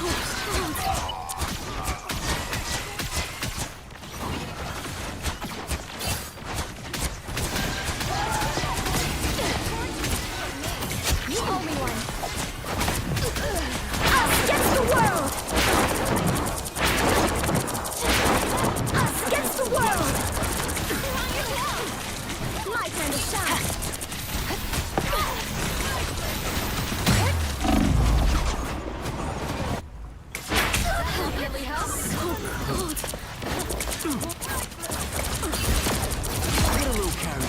There's still a chance to stop them. They hit a checkpoint. Now might be a good time to stop them. Maximum pulse!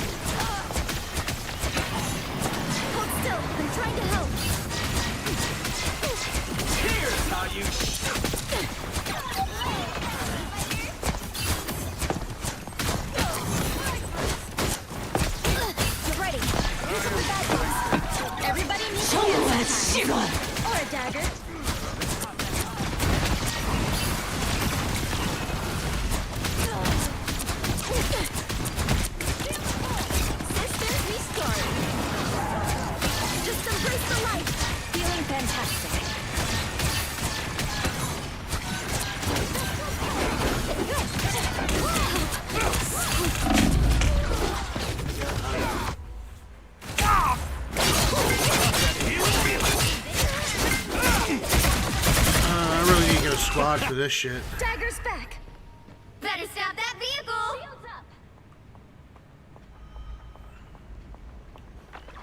Lights out. My time to shine. They've made it halfway. Stop them. Fire mode. Judge, jury, executioner!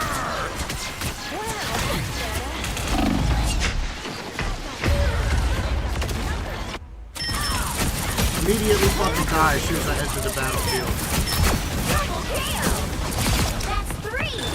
Wow, 4 in a row. Y'all gonna stop him? Oh, it's this motherfucker again! Oh, it's this motherfucker again!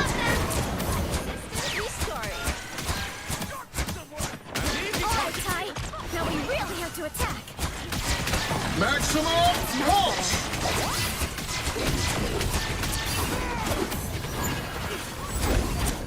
They hit a checkpoint. Now might be a good time to stop them. Us against the world! Us against the world!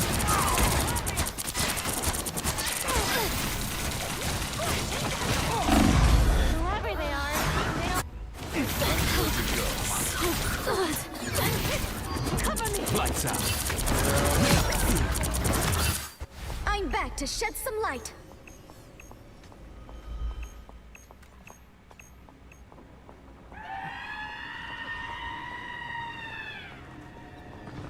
No place this beautiful should have to suffer under Loki.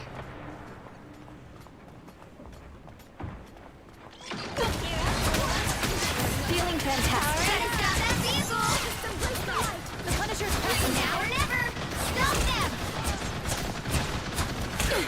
Thanks for the boost. All right, Ty. Now we really have to attack. I am Phoenix! That's the deal. A little help, please. Taking it all!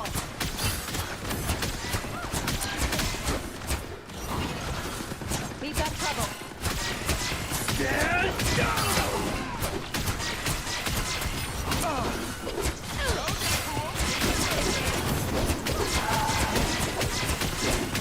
Feeling fantastic. Hold still. I'm trying to help. I need help.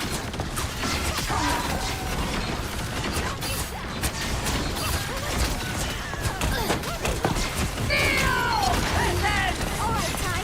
Judge, jury, executioner!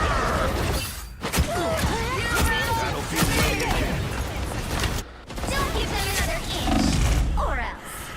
The light always comes back. Fuck my life, bro. Maximum pulse! Shields up. The current score is 0-3. You DSP motherfuckers need to be having switch more things up, including which more side damage you're going on, more kills. What the fuck, bro? You'll need a top-notch team to win this one. We are Cloak and Dagger. We are hope and fear.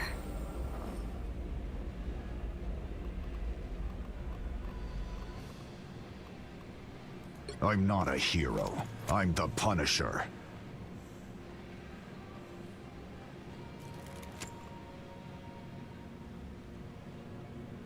We are Cloak and Dagger. We are hope and fear. Round 2, go! Tai and I create equilibrium. When it gets disturbed, Asgard has been invaded yet again. But as always, Loki shall 30 seconds before you attack. Get ready.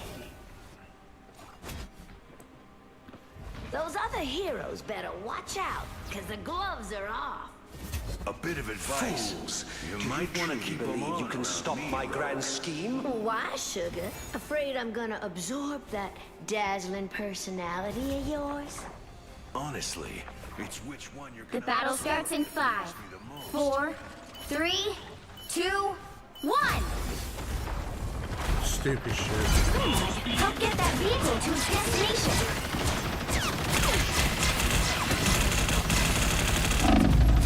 Needed that, thanks.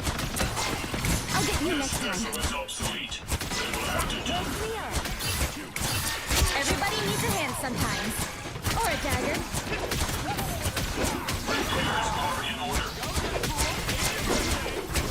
Much better.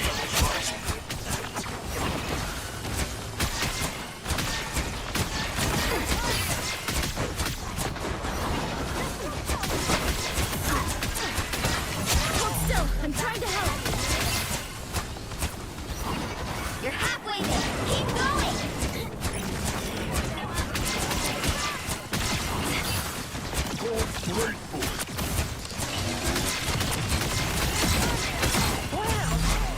All right, almost there. Now we'll turn back now.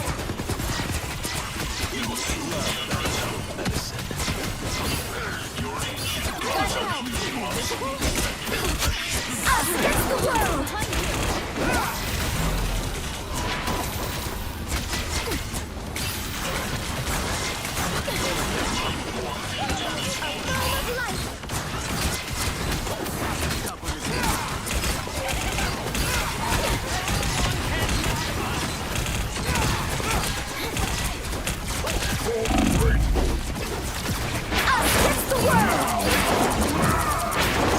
Maximum pulse! They're so sparkly.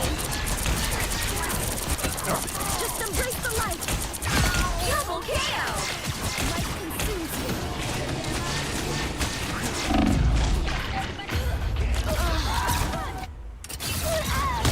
I died.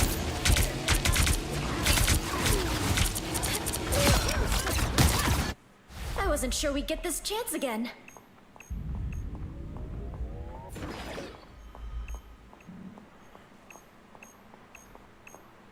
Stay alive. I've got you covered. That's much better. Judge, jury, executioner!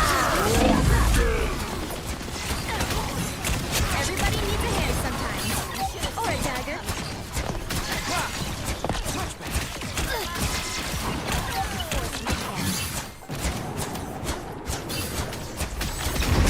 The vehicle reached a checkpoint. Keep up the momentum. I wish I could do that. The Guard is counting on us. They're sneaking from behind. Hold still. I'm trying to help. On your toes. Here they come. Feeling better. You're showing off your guns again. Just This embrace the turret light. won't bother us anymore.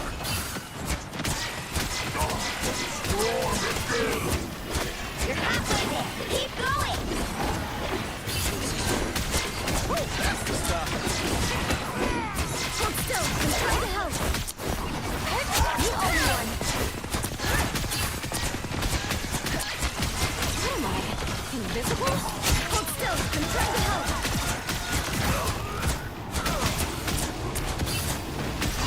Maximum pulse!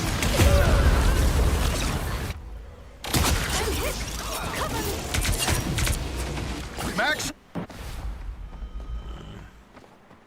The light always comes back. Judge, jury, executioner! Mike. Level up bites the dust. If you show my dive, we don't move faster. Feeling fantastic. Taking it all! Us against the world! Us against the world. You owe me one. Just embrace the light.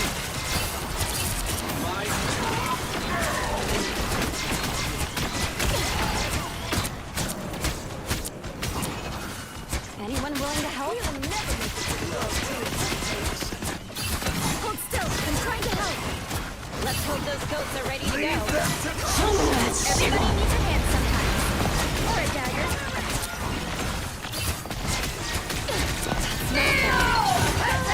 Shields up! Let them do this, baby.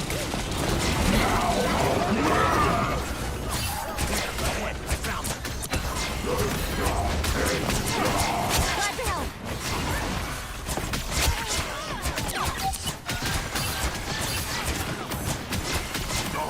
Strong again! That's a total blast. That's the stuff. Frank. A boom of light. Only 60 seconds left. Almost there. Don't turn back now. Thanks. Don't push too deep now. Maximum pulse! Vehicle reached the checkpoint. Keep up the momentum. Nah, I think I'm in too deep, bro. I might not be able to pull out, bro. Might be kids on this one. Many enemies, not enough friends. Much to prove. Stay alive. They look like us against the world. Us against the world. Leave them to consume. Love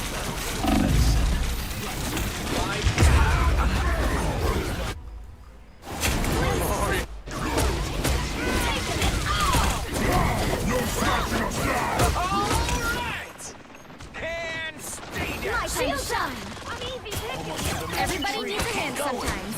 Hold still. I'm trying to help. Let's make good friends. Let's save this one. A little help, please. Been a long time coming. Never saw me coming. Everybody needs a hand sometimes. Just embrace the light. Only 60 seconds left.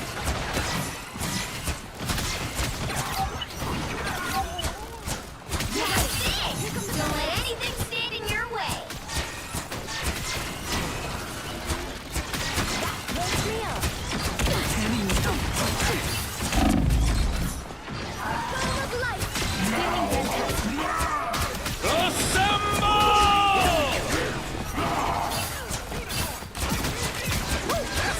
Down to 30 seconds. So close. This is your big chance. No more delays. Maximum pulse! Damage sustained. Vortex field. Just the final 10 seconds. I like how my backup tank feeds me as I'm just dying. Like 2 round blood. Get that vehicle moving again.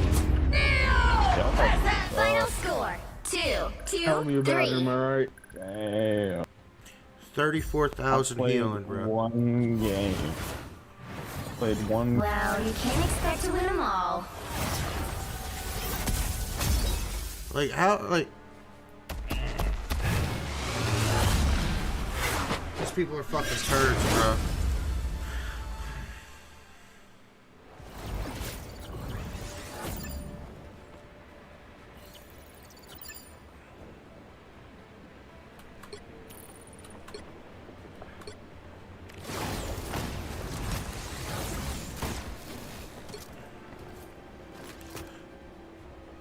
Bro. How the fuck does a healer got 20 kills, dog? You should be ashamed of yourself. Well, no, you two did your job blocking the damage and shit. But you, bro, fuck you.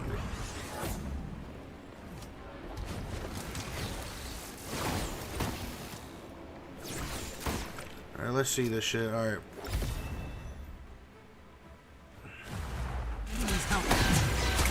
Us against the world! Oh, they're so sparkly! Just embrace the light! You can't hide from the light! Alright. I did my job as a fucking healer. Alright, let's see you, bro. Did you do your job?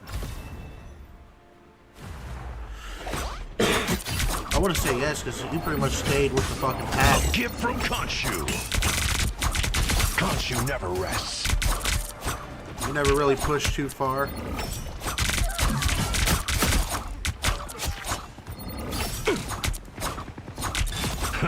Good riddance, Frank.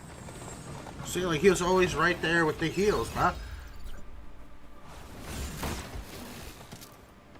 Alright, let's see you. You were the other healer, right?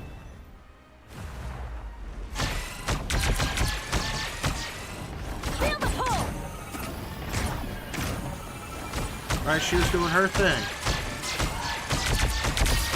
More vulnerable than ever.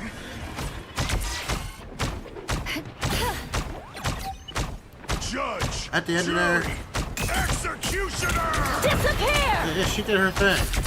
Force burst! So I'm just saying, like, at the end of there, for some reason, our DSP and fucking tank, well, Hawk, he fucking went in. The rest of them just start backing up. I'm like, bro, 10 seconds, stay on checkpoint, you get healed. Fucking retards. Alright, let's see this douche.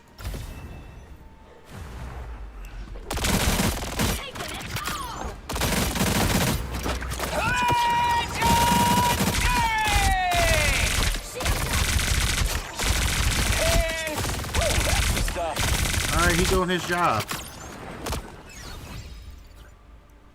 Kept pushing a little too hard. I take everything! This one motherfucker pushed a little, kept pushing. Too much. Nighty night, sugar.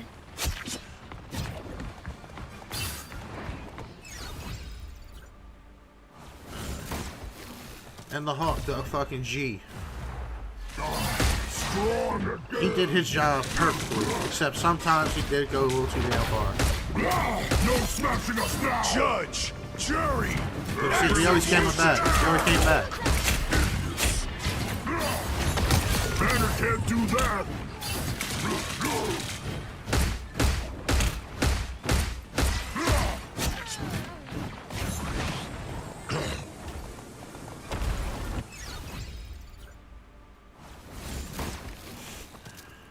Alright, people.